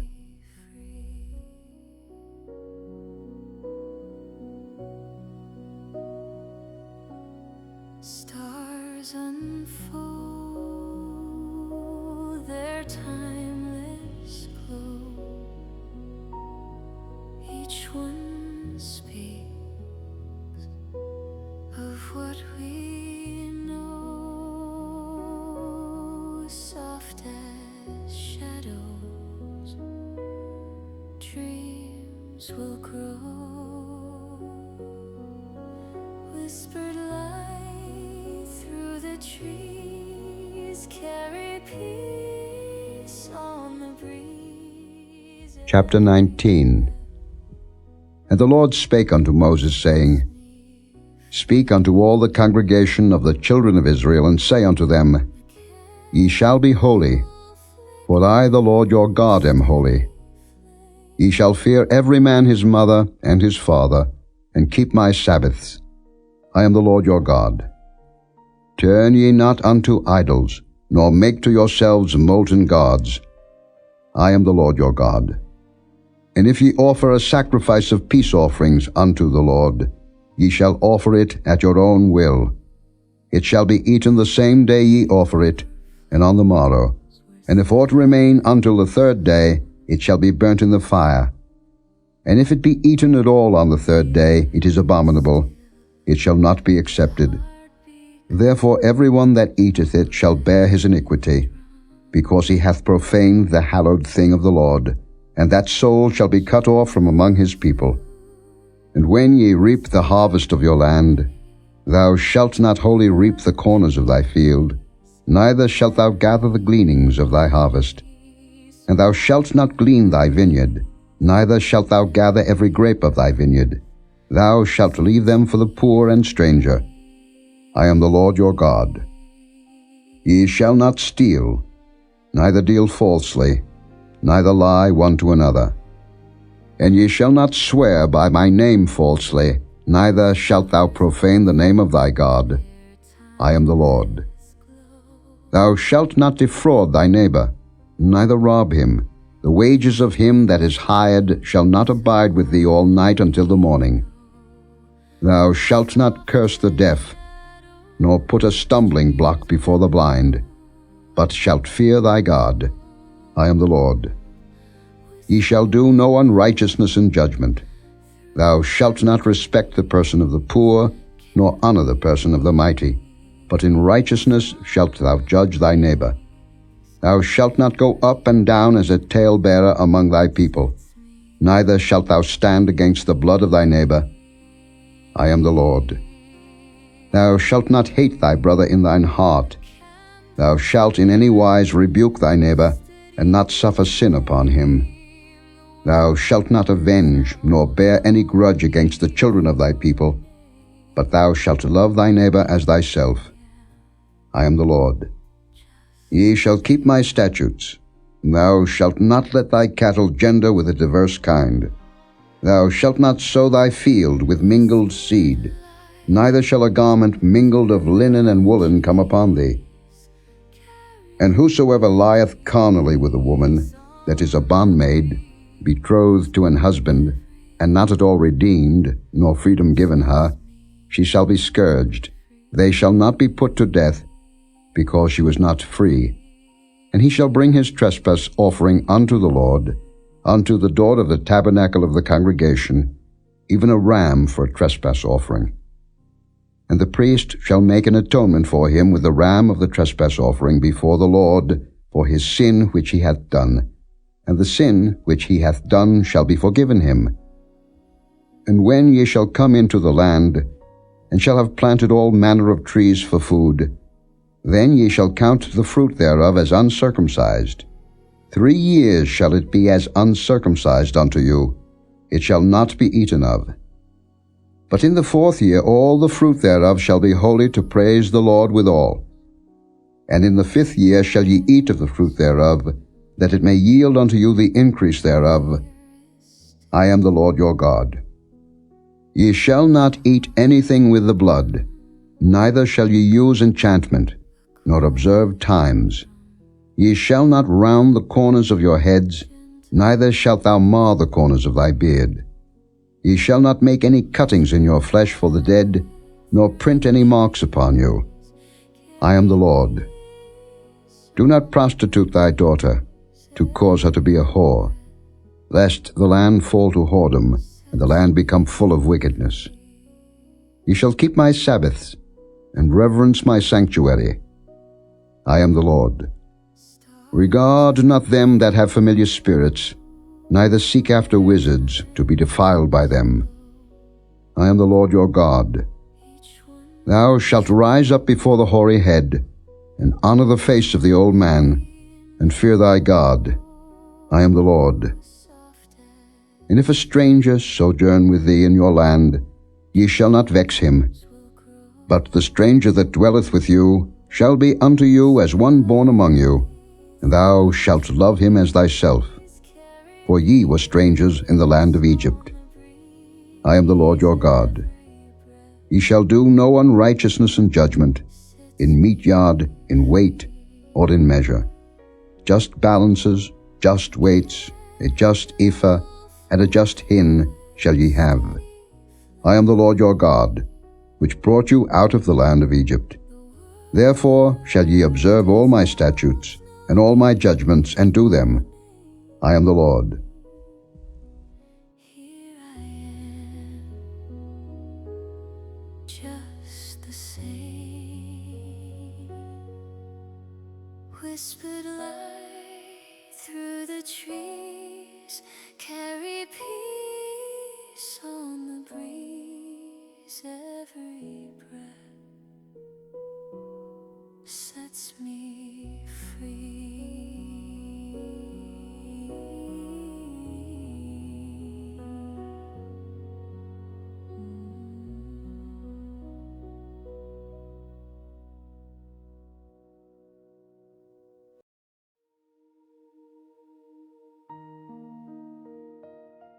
Chapter 20. And the Lord spake unto Moses, saying, Again thou shalt say to the children of Israel, Whosoever he be of the children of Israel, or of the strangers that sojourn in Israel, that giveth any of his seed unto Molech, he shall surely be put to death. The people of the land shall stone him with stones.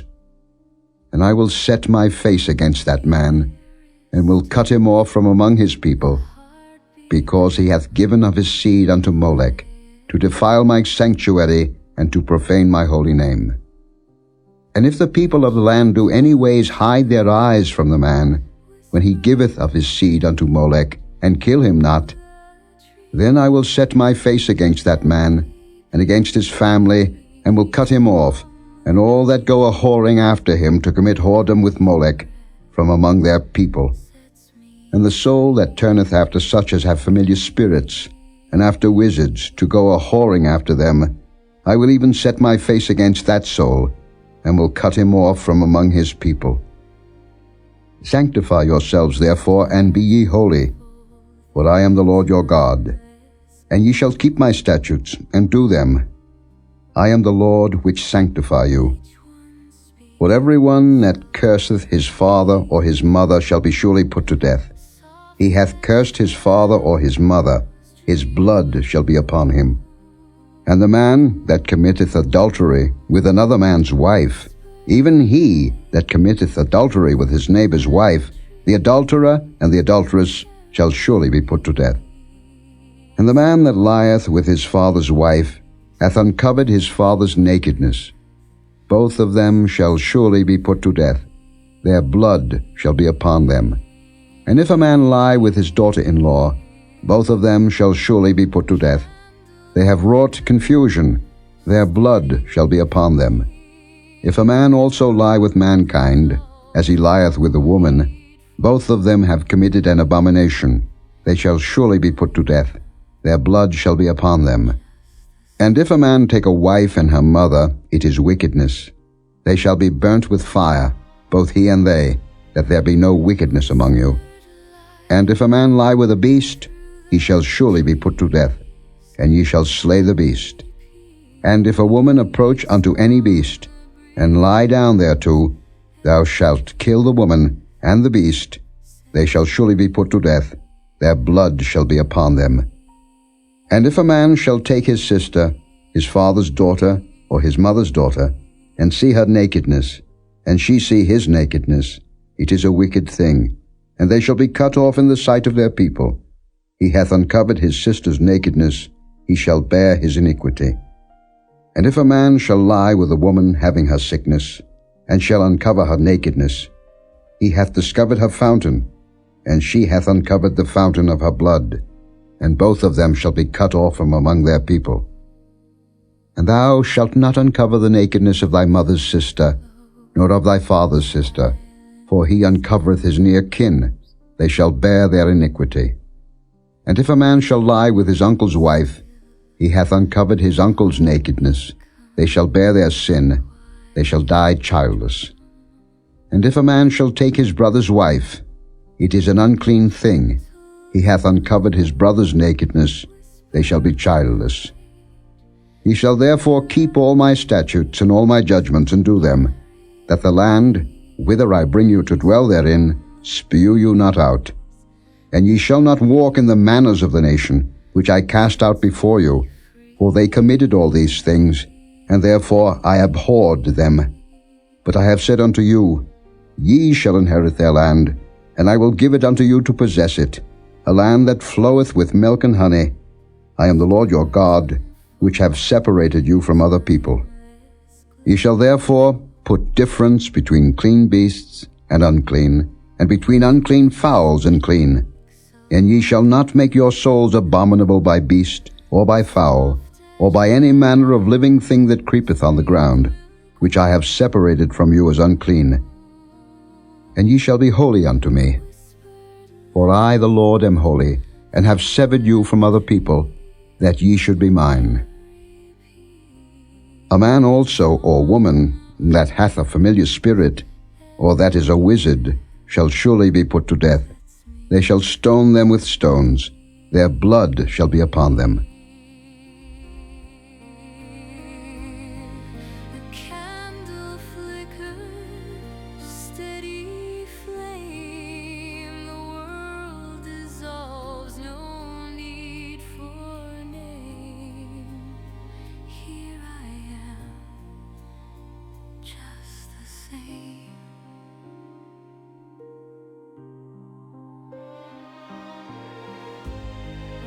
Whispered light through the trees, carry peace on the breeze. Every breath sets me free.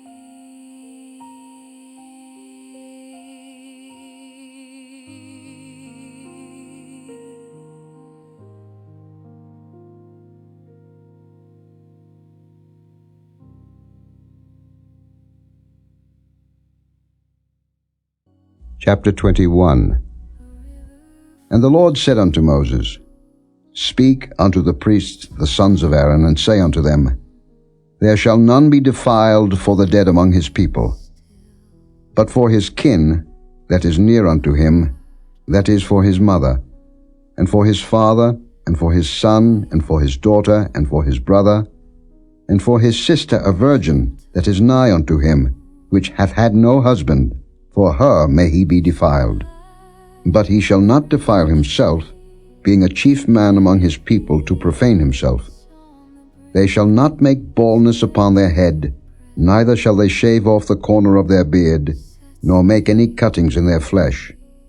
They shall be holy unto their God, and not profane the name of their God. For the offerings of the Lord made by fire, and the bread of their God they do offer, therefore they shall be holy.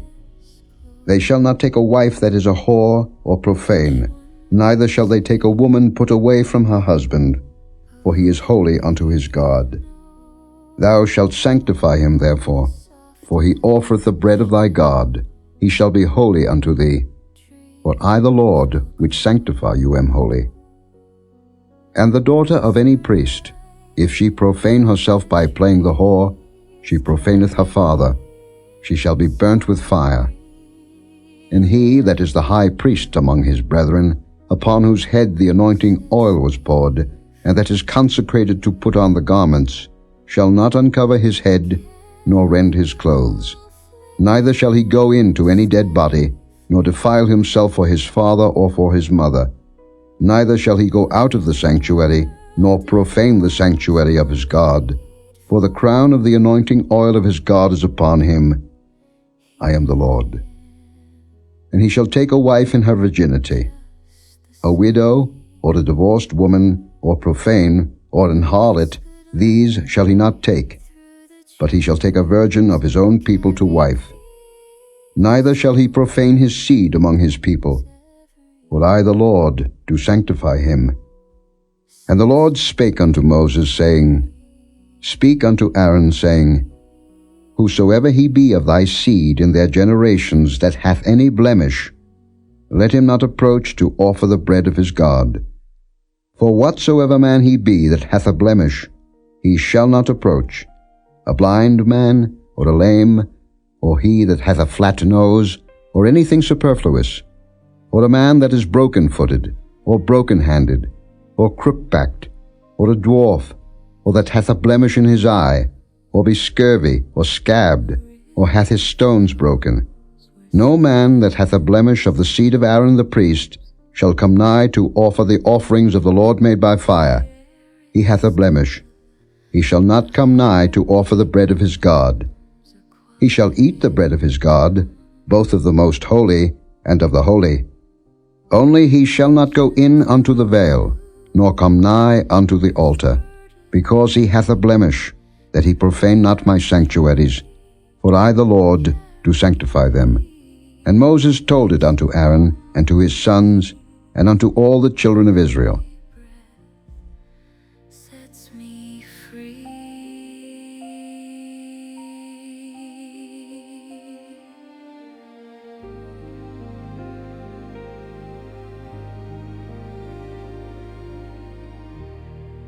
Stars unfold their timeless glow.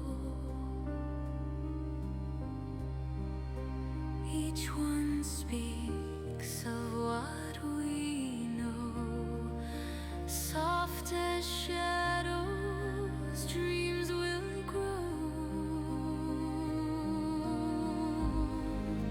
Whispered light. Chapter 22.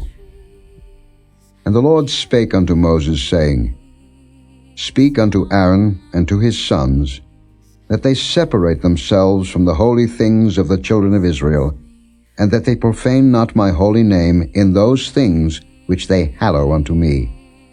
I am the Lord. Say unto them, Whosoever he be of all your seed among your generations, that goeth unto the holy things which the children of Israel hallow unto the Lord, having his uncleanness upon him, that soul shall be cut off from my presence. I am the Lord. What man soever of the seed of Aaron is a leper, or hath a running issue, he shall not eat of the holy things until he be clean. And whoso toucheth anything that is unclean by the dead, or the man whose seed goeth from him, or whosoever toucheth any creeping thing, whereby he may be made unclean, or a man of whom he may take uncleanness, whatsoever uncleanness he hath, the soul which hath touched any such shall be unclean until even, and shall not eat of the holy things, unless he wash his flesh with water. And when the sun is down, he shall be clean, and shall afterward eat of the holy things, because it is his food. That which dieth of itself, or is torn with beasts, he shall not eat to defile himself therewith. I am the Lord. They shall therefore keep mine ordinance, lest they bear sin for it, and die therefore, if they profane it. I, the Lord, do sanctify them. There shall no stranger eat of the holy thing. A sojourner of the priest, or an hired servant, shall not eat of the holy thing. But if the priest buy any soul with his money, he shall eat of it, and he that is born in his house, they shall eat of his meat. If the priest's daughter also be married unto a stranger, she may not eat of an offering of the holy things. But if the priest's daughter be a widow, or divorced, and have no child, and is returned unto her father's house as in her youth, she shall eat of her father's meat, but there shall no stranger eat thereof. And if a man eat of the holy thing unwittingly, then he shall put the fifth part thereof unto it, and shall give it unto the priest with the holy thing. And they shall not profane the holy things of the children of Israel, which they offer unto the Lord, or suffer them to bear the iniquity of trespass, when they eat their holy things. For I, the Lord, do sanctify them. And the Lord spake unto Moses, saying, Speak unto Aaron, and to his sons, and unto all the children of Israel, and say unto them, Whatsoever he be of the house of Israel, or of the strangers in Israel, that will offer his oblation for all his vows, and for all his freewill offerings, which they will offer unto the Lord for a burnt offering, ye shall offer at your own will a male without blemish, of the beeves, of the sheep, or of the goats. But whatsoever hath a blemish, that shall ye not offer, for it shall not be acceptable for you. And whosoever offereth a sacrifice of peace offerings unto the Lord to accomplish his vow, or a freewill offering in beeves or sheep, it shall be perfect to be accepted. There shall be no blemish therein. Blind, or broken, or maimed, or having a wen, or scurvy, or scabbed, ye shall not offer these unto the Lord. nor make an offering by fire of them upon the altar unto the Lord. Either a bullock or a lamb that hath anything superfluous or lacking in his parts, that mayest thou offer for a freewill offering, but for a vow it shall not be accepted. Ye shall not offer unto the Lord that which is bruised, or crushed, or broken, or cut. Neither shall ye make any offering thereof in your land. Neither from a stranger's hand shall ye offer the bread of your God of any of these, because their corruption is in them, and blemishes be in them, they shall not be accepted for you. And the Lord spake unto Moses, saying, When a bullock or a sheep or a goat is brought forth, then it shall be 7 days under the dam, and from the 8th day and thenceforth it shall be accepted for an offering made by fire unto the Lord. And whether it be cow or ewe, ye shall not kill it and her young both in 1 day. And when ye will offer a sacrifice of thanksgiving unto the Lord, offer it at your own will. On the same day it shall be eaten up. Ye shall leave none of it until the morrow. I am the Lord. Therefore shall ye keep my commandments and do them. I am the Lord. Neither shall ye profane my holy name, but I will be hallowed among the children of Israel. I am the Lord which hallow you, that brought you out of the land of Egypt to be your God. I am the Lord. Whispered light through the trees, carry peace on the breeze. Every breath sets me free.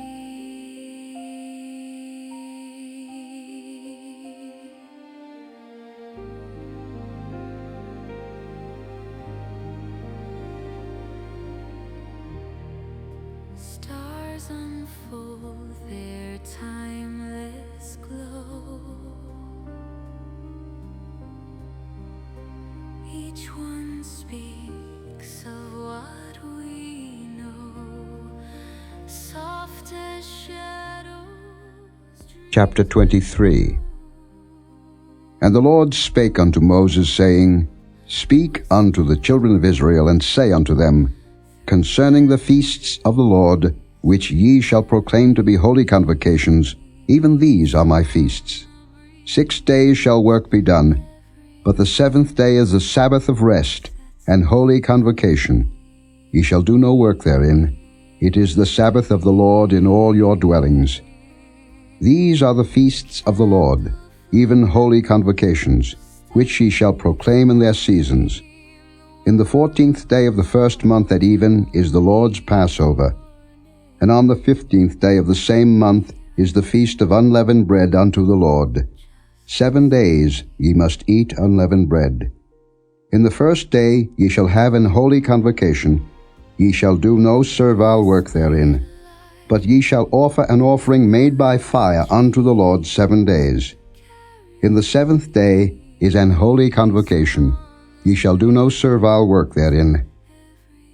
And the Lord spake unto Moses, saying, Speak unto the children of Israel, and say unto them, When ye be come into the land which I give unto you, and shall reap the harvest thereof, then ye shall bring a sheaf of the first fruits of your harvest unto the priest.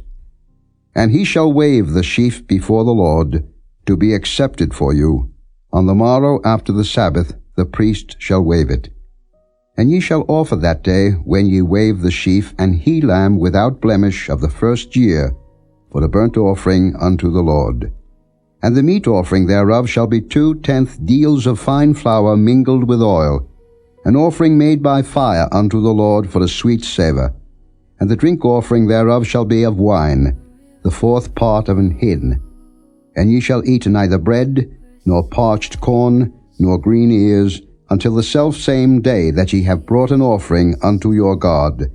It shall be a statute forever throughout your generations in all your dwellings. And ye shall count unto you from the morrow after the Sabbath, from the day that ye brought the sheaf of the wave offering, 7 Sabbaths shall be complete. Even unto the morrow after the 7th Sabbath shall ye number 50 days, and ye shall offer a new meat offering unto the Lord. Ye shall bring out of your habitations 2 wave loaves of 2/10 deals. They shall be of fine flour. They shall be baken with leaven. They are the first fruits unto the Lord. And ye shall offer with the bread 7 lambs without blemish of the first year, and 1 young bullock, and 2 rams. They shall be for a burnt offering unto the Lord, with their meat offering, and their drink offerings, even an offering made by fire, of sweet savour unto the Lord. Then ye shall sacrifice 1 kid of the goats for a sin offering, and 2 lambs of the first year for the sacrifice of peace offerings. And the priest shall wave them with the bread of the first fruits for a wave offering before the Lord, with the 2 lambs. They shall be holy to the Lord for the priest. And ye shall proclaim on the selfsame day, that it may be an holy convocation unto you. Ye shall do no servile work therein. It shall be a statute forever in all your dwellings, throughout your generations. And when ye reap the harvest of your land, thou shalt not make clean riddance of the corners of thy field when thou reapest. Neither shalt thou gather any gleaning of thy harvest. Thou shalt leave them unto the poor and to the stranger. I am the Lord your God. And the Lord spake unto Moses, saying, Speak unto the children of Israel, saying, In the 7th month, in the 1st day of the month, shall ye have a Sabbath, a memorial of blowing of trumpets, and holy convocation. Ye shall do no servile work therein, but ye shall offer an offering made by fire unto the Lord. And the Lord spake unto Moses, saying, Also on the 10th day of this 7th month there shall be a day of atonement. It shall be an holy convocation unto you, and ye shall afflict your souls, and offer an offering made by fire unto the Lord. And ye shall do no work in that same day, for it is a day of atonement, to make an atonement for you before the Lord your God. For whatsoever soul it be that shall not be afflicted in that same day, he shall be cut off from among his people. And whatsoever soul it be that doeth any work in that same day, the same soul will I destroy from among his people. Ye shall do no manner of work. It shall be a statute forever throughout your generations in all your dwellings. It shall be unto you a Sabbath of rest, and ye shall afflict your souls. In the 9th day of the month at even, from even unto even, shall ye celebrate your Sabbath. And the Lord spake unto Moses, saying, Speak unto the children of Israel, saying, The 15th day of this 7th month shall be the Feast of Tabernacles for 7 days unto the Lord. On the 1st day shall be an holy convocation. Ye shall do no servile work therein. 7 days ye shall offer an offering made by fire unto the Lord. On the 8th day shall be an holy convocation unto you, and he shall offer an offering made by fire unto the Lord. It is a solemn assembly, and ye shall do no servile work therein. These are the feasts of the Lord, which ye shall proclaim to be holy convocations, to offer an offering made by fire unto the Lord, a burnt offering, and a meat offering, a sacrifice, and drink offerings, everything upon his day, beside the Sabbaths of the Lord, and beside your gifts, and beside all your vows, and beside all your freewill offerings, which ye give unto the Lord. Also in the 15th day of the 7th month, when ye have gathered in the fruit of the land, ye shall keep a feast unto the Lord 7 days. On the 1st day shall be a Sabbath, and on the 8th day shall be a Sabbath. And ye shall take you on the 1st day the boughs of goodly trees, branches of palm trees, and the boughs of thick trees, and willows of the brook, and ye shall rejoice before the Lord your God 7 days. And ye shall keep it a feast unto the Lord 7 days in the year. It shall be a statute forever in your generations. Ye shall celebrate it in the 7th month. Ye shall dwell in booths 7 days. All that are Israelites born shall dwell in booths, that your generations may know that I made the children of Israel to dwell in booths, when I brought them out of the land of Egypt. I am the Lord your God. And Moses declared unto the children of Israel the feasts of the Lord.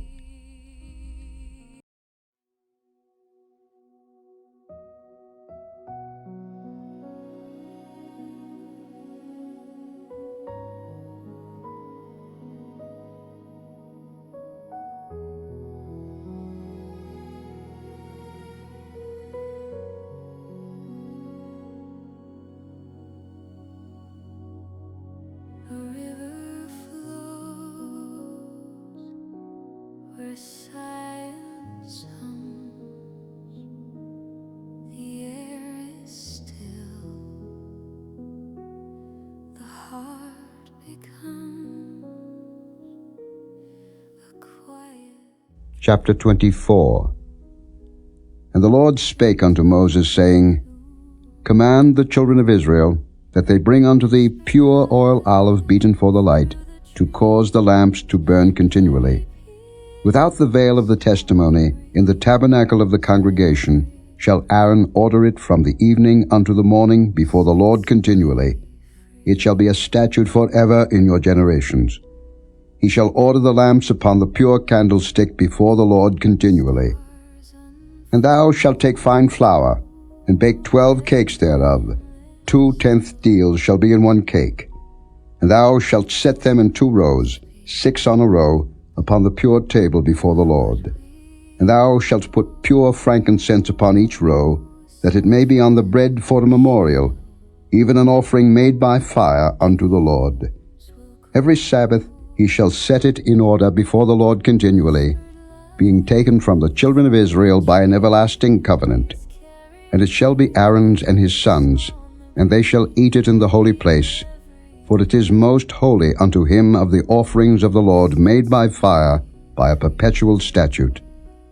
And the son of an Israelitish woman, whose father was an Egyptian, went out among the children of Israel. And this son of the Israelitish woman and a man of Israel strove together in the camp. And the Israelitish woman's son blasphemed the name of the Lord and cursed. And they brought him unto Moses. And his mother's name was Shelomith, the daughter of Dibri of the tribe of Dan. And they put him in ward, that the mind of the Lord might be showed them. And the Lord spake unto Moses, saying, Bring forth him that hath cursed without the camp, and let all that heard him lay their hands upon his head, and let all the congregation stone him. And thou shalt speak unto the children of Israel, saying, Whosoever curseth his God shall bear his sin, and he that blasphemeth the name of the Lord, he shall surely be put to death. And all the congregation shall certainly stone him, as well the stranger as he that is born in the land, when he blasphemeth the name of the Lord, shall be put to death. And he that killeth any man shall surely be put to death. And he that killeth a beast shall make it good, beast for beast.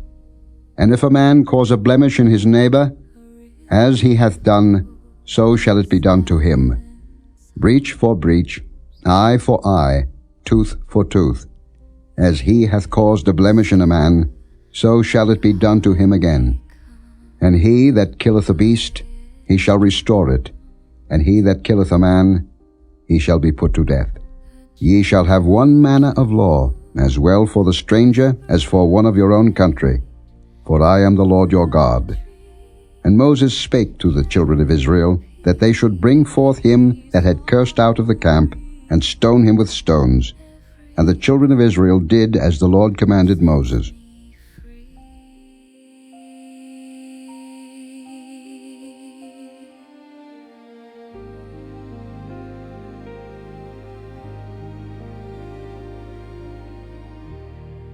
Stars unfold their timeless glow.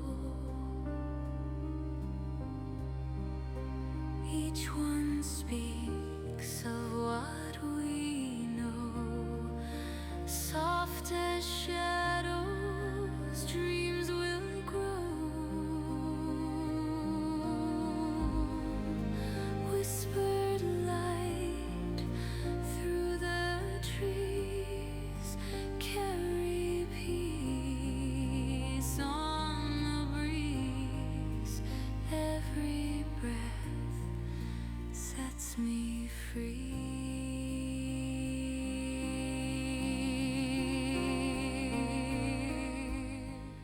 Chapter 25. And the Lord spake unto Moses in Mount Sinai, saying, Speak unto the children of Israel, and say unto them, When ye come into the land which I give you, then shall the land keep a Sabbath unto the Lord. 6 years thou shalt sow thy field, and 6 years thou shalt prune thy vineyard, and gather in the fruit thereof. But in the 7th year shall be a Sabbath of rest unto the land, a Sabbath for the Lord. Thou shalt neither sow thy field, nor prune thy vineyard. That which groweth of its own accord of thy harvest thou shalt not reap, neither gather the grapes of thy vine undressed. For it is a year of rest unto the land. And the Sabbath of the land shall be meat for you, for thee, and for thy servant, and for thy maid, and for thy hired servant, and for thy stranger that sojourneth with thee, and for thy cattle, and for the beast that are in thy land, shall all the increase thereof be meat. And thou shalt number 7 Sabbaths of years unto thee, 7 times 7 years, and the space of the 7 Sabbaths of years shall be unto thee 49 years. Then shalt thou cause the trumpet of the Jubilee to sound on the 10th day of the 7th month. In the day of atonement shall ye make the trumpet sound throughout all your land. And ye shall hallow the 50th year, and proclaim liberty throughout all the land unto all the inhabitants thereof. It shall be a jubilee unto you, and ye shall return every man unto his possession, and ye shall return every man unto his family. A jubilee shall that 50th year be unto you. Ye shall not sow, neither reap that which groweth of itself in it, nor gather the grapes in it of thy vine undressed. For it is the Jubilee, it shall be holy unto you, ye shall eat the increase thereof out of the field. In the year of this Jubilee ye shall return every man unto his possession. And if thou sell aught unto thy neighbor, or buyest aught of thy neighbor's hand, ye shall not oppress one another. According to the number of years after the Jubilee, thou shalt buy of thy neighbor, and according unto the number of years of the fruits he shall sell unto thee. According to the multitude of years thou shalt increase the price thereof, and according to the fewness of years thou shalt diminish the price of it. For according to the number of the years of the fruits doth he sell unto thee. Ye shall not therefore oppress one another, but thou shalt fear thy God, for I am the Lord your God. Wherefore ye shall do my statutes and keep my judgments and do them, and ye shall dwell in the land in safety. And the land shall yield her fruit, and ye shall eat your fill, and dwell therein in safety. And if ye shall say, What shall we eat the 7th year? Behold, we shall not sow, nor gather in our increase. Then I will command my blessing upon you in the 6th year, and it shall bring forth fruit for 3 years. And ye shall sow the 8th year, and eat yet of old fruit until the 9th year. Until her fruits come in ye shall eat of the old store. The land shall not be sold forever, for the land is mine, for ye are strangers and sojourners with me. And in all the land of your possession ye shall grant a redemption for the land.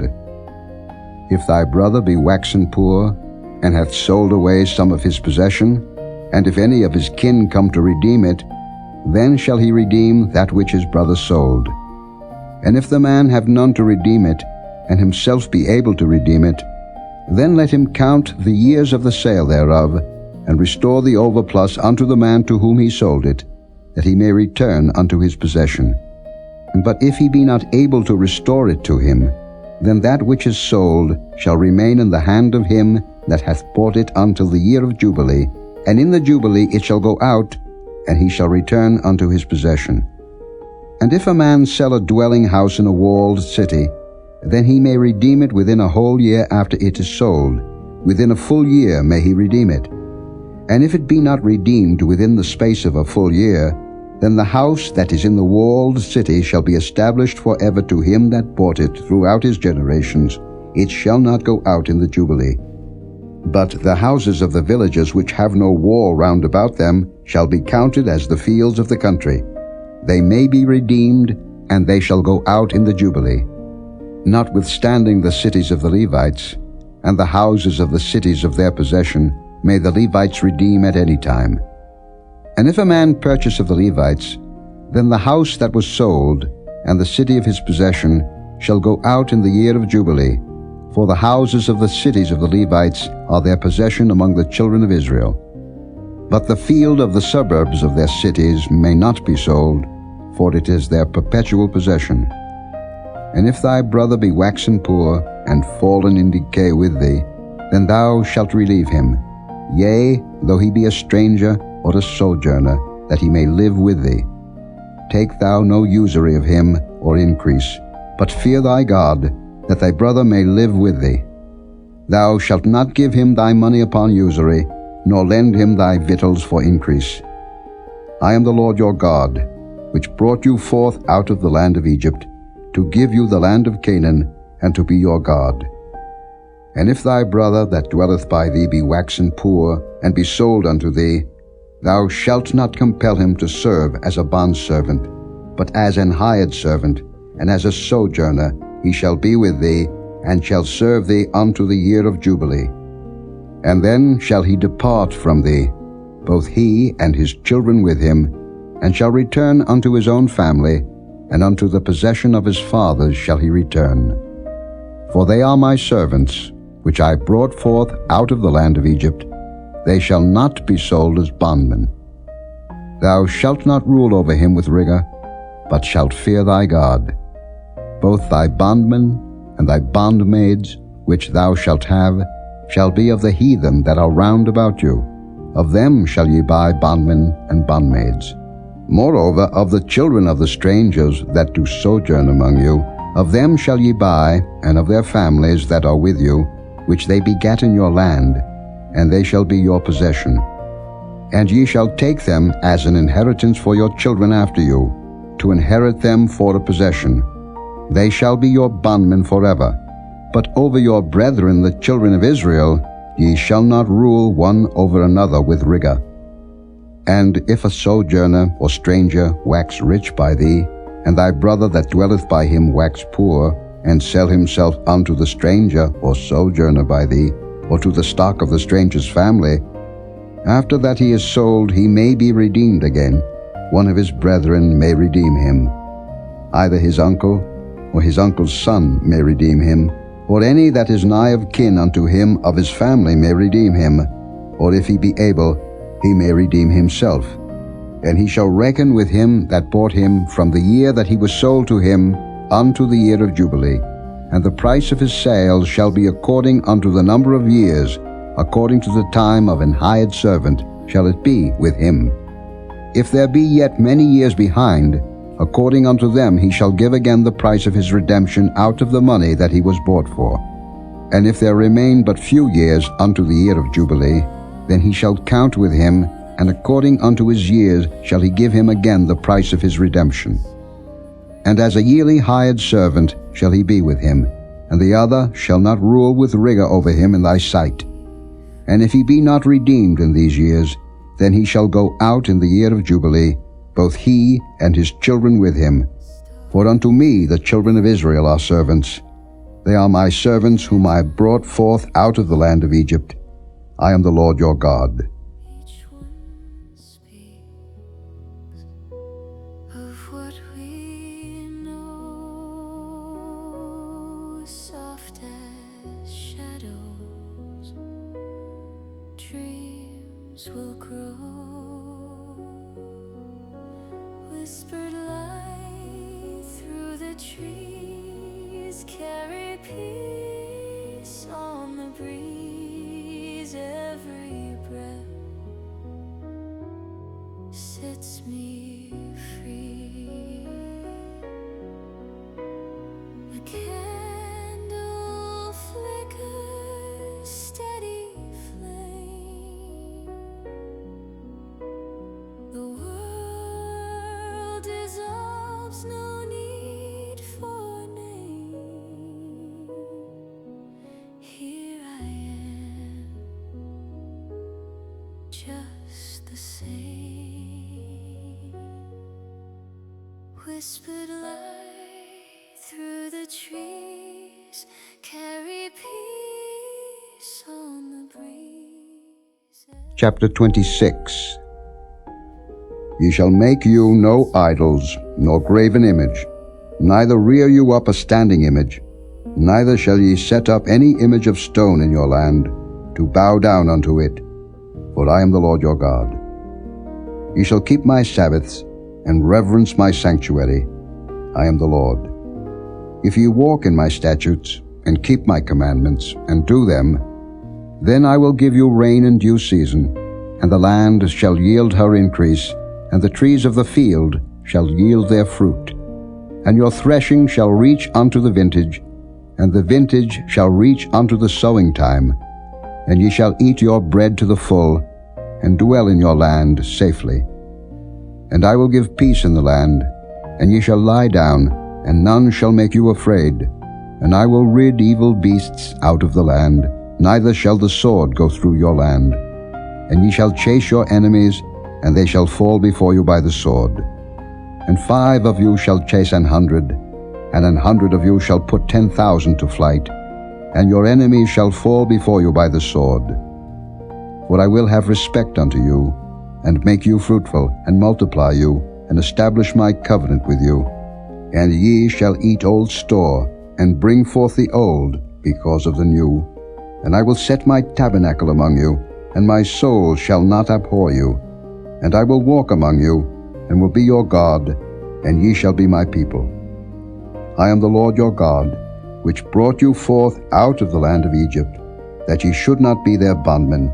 And I have broken the bands of your yoke, and made you go upright. But if ye will not hearken unto me, and will not do all these commandments, and if ye shall despise my statutes, or if your soul abhor my judgments, so that ye will not do all my commandments, but that ye break my covenant, I also will do this unto you. I will even appoint over you terror, consumption, and the burning ague, that shall consume the eyes, and cause sorrow of heart. And ye shall sow your seed in vain, for your enemies shall eat it. And I will set my face against you, and ye shall be slain before your enemies. They that hate you shall reign over you, and ye shall flee when none pursueth you.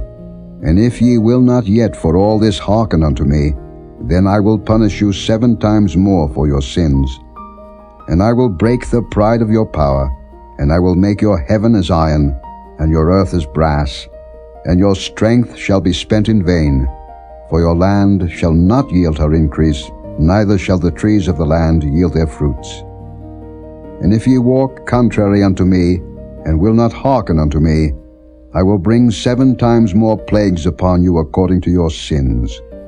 I will also send wild beasts among you, which shall rob you of your children, and destroy your cattle, and make you few in number, and your highways shall be desolate.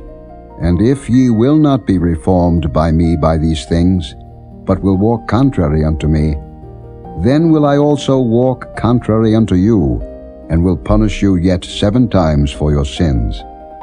And I will bring a sword upon you, that shall avenge the quarrel of my covenant.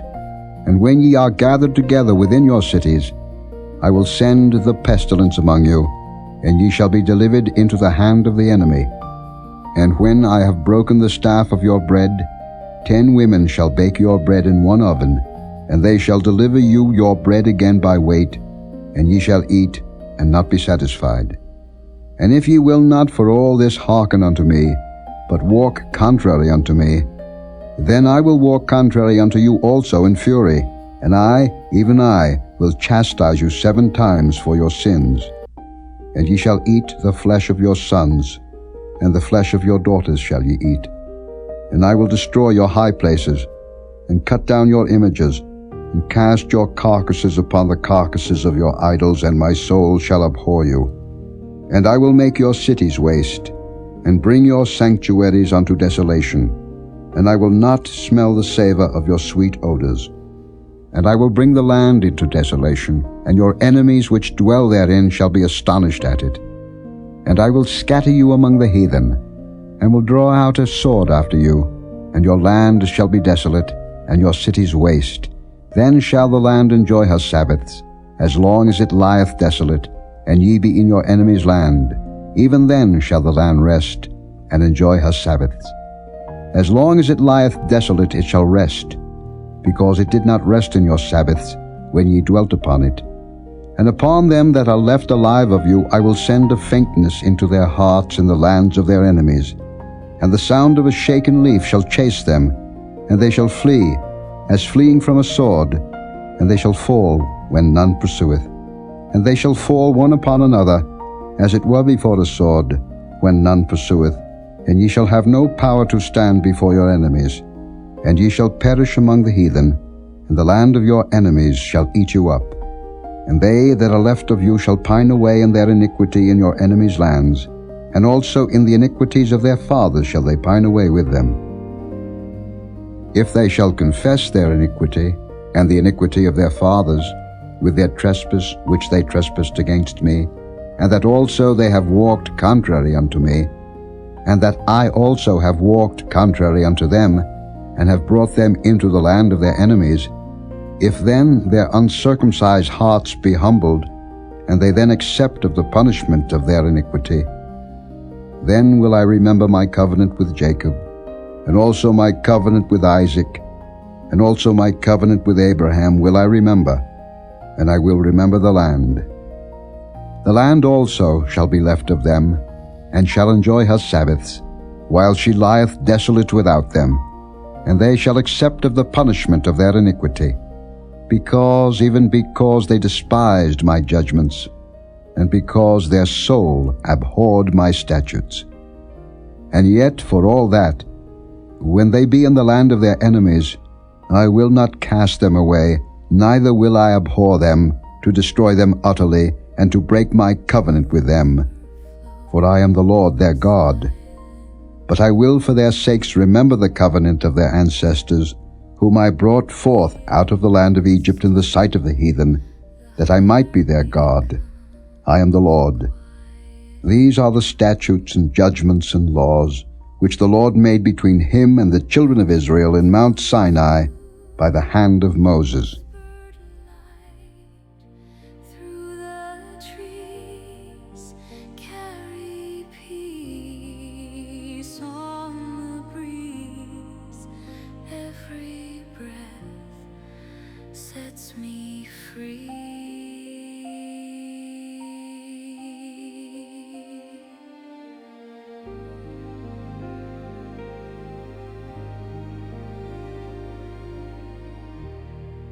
Stars unfold their timeless glow. Each one speaks of what we know. Soft as shadows, dreams will grow. Whispered light through the trees, carry peace on the breeze. Every breath sets me free. Chapter 27. And the Lord spake unto Moses, saying, Speak unto the children of Israel, and say unto them, When a man shall make a singular vow, the persons shall be for the Lord by thy estimation. And thy estimation shall be of the male from 20 years old even unto 60 years old. Even thy estimation shall be 50 shekels of silver, after the shekel of the sanctuary. And if it be a female, then thy estimation shall be 30 shekels. And if it be from 5 years old even unto 20 years old, then thy estimation shall be of the male 20 shekels, and for the female 10 shekels. And if it be from a month old even unto 5 years old, then thy estimation shall be of the male 5 shekels of silver, and for the female thy estimation shall be 3 shekels of silver. And if it be from 60 years old and above, if it be a male, then thy estimation shall be 15 shekels, and for the female 10 shekels. But if he be poorer than thy estimation, then he shall present himself before the priest, and the priest shall value him, according to his ability that vowed shall the priest value him. And if it be a beast, whereof men bring an offering unto the Lord, all that any man giveth of such unto the Lord shall be holy. He shall not alter it, nor change it, a good for a bad, or a bad for a good. And if he shall at all change beast for beast, then it and the exchange thereof shall be holy. And if it be any unclean beast, of which they do not offer a sacrifice unto the Lord, then he shall present the beast before the priest. And the priest shall value it, whether it be good or bad, as thou valuest it, who art the priest, so shall it be. But if he will at all redeem it, then he shall add a fifth part thereof unto thy estimation. And when a man shall sanctify his house to be holy unto the Lord, then the priest shall estimate it, whether it be good or bad. As the priest shall estimate it, so shall it stand. And if he that sanctified it will redeem his house, then he shall add the fifth part of the money of thy estimation unto it, and it shall be his. And if a man shall sanctify unto the Lord some part of a field of his possession, then thy estimation shall be according to the seed thereof. An homer of barley seed shall be valued at 50 shekels of silver. If he sanctify his field from the year of Jubilee, according to thy estimation it shall stand. But if he sanctify his field after the Jubilee, then the priest shall reckon unto him the money according to the years that remain, even unto the year of the Jubilee, and it shall be abated from thy estimation. And if he that sanctified the field will in any wise redeem it, then he shall add the fifth part of the money of thy estimation unto it, and it shall be assured to him. And if he will not redeem the field, or if he have sold the field to another man, it shall not be redeemed any more. But the field, when it goeth out in the Jubilee, shall be holy unto the Lord, as a field devoted. The possession thereof shall be the priest's. And if a man sanctify unto the Lord a field which he hath bought, which is not of the fields of his possession, then the priest shall reckon unto him the worth of thy estimation, even unto the year of the Jubilee, and he shall give thine estimation in that day as a holy thing unto the Lord. In the year of the Jubilee the field shall return unto him of whom it was bought, even to him to whom the possession of the land did belong. And all thy estimation shall be according to the shekel of the sanctuary. 20 gerahs shall be the shekel. Only the firstling of the beasts, which should be the Lord's firstling, no man shall sanctify it. Whether it be ox or sheep, it is the Lord's. And if it be of an unclean beast, then he shall redeem it according to thine estimation, and shall add a fifth part of it thereto. Or if it be not redeemed, then it shall be sold according to thy estimation. Notwithstanding no devoted thing, that a man shall devote unto the Lord of all that he hath, both of man and beast, and of the field of his possession shall be sold or redeemed. Every devoted thing is most holy unto the Lord.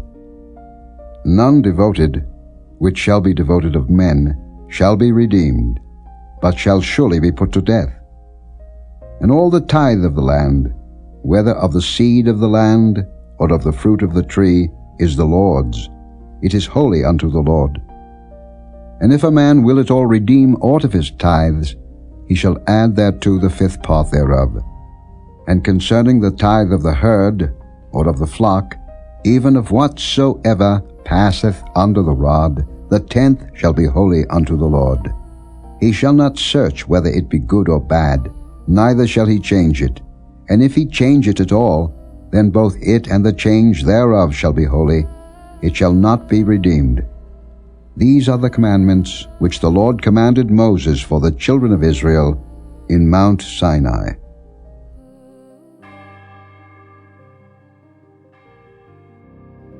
Look at the night sky. Remember, you are dust.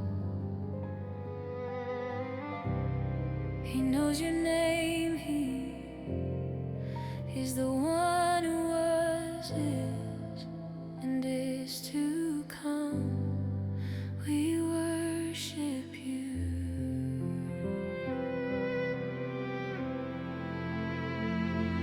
Holy, holy,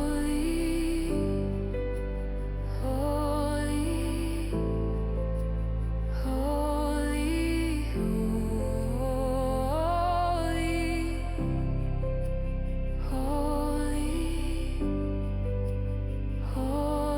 Thank you for spending this time in God's Word with us. The book of Leviticus reminds us that holiness is not about perfection, but about drawing closer to the one who makes us whole. As you rest tonight, may His presence wash over you with peace. Remember, you are chosen, you are loved, and you are never alone. Until next time, Stay close to His Word, and may your spirit find melody in His truth. Jesus. His name is Jesus. His name is Jesus. His name is Jesus. His name is Jesus. His name is Jesus.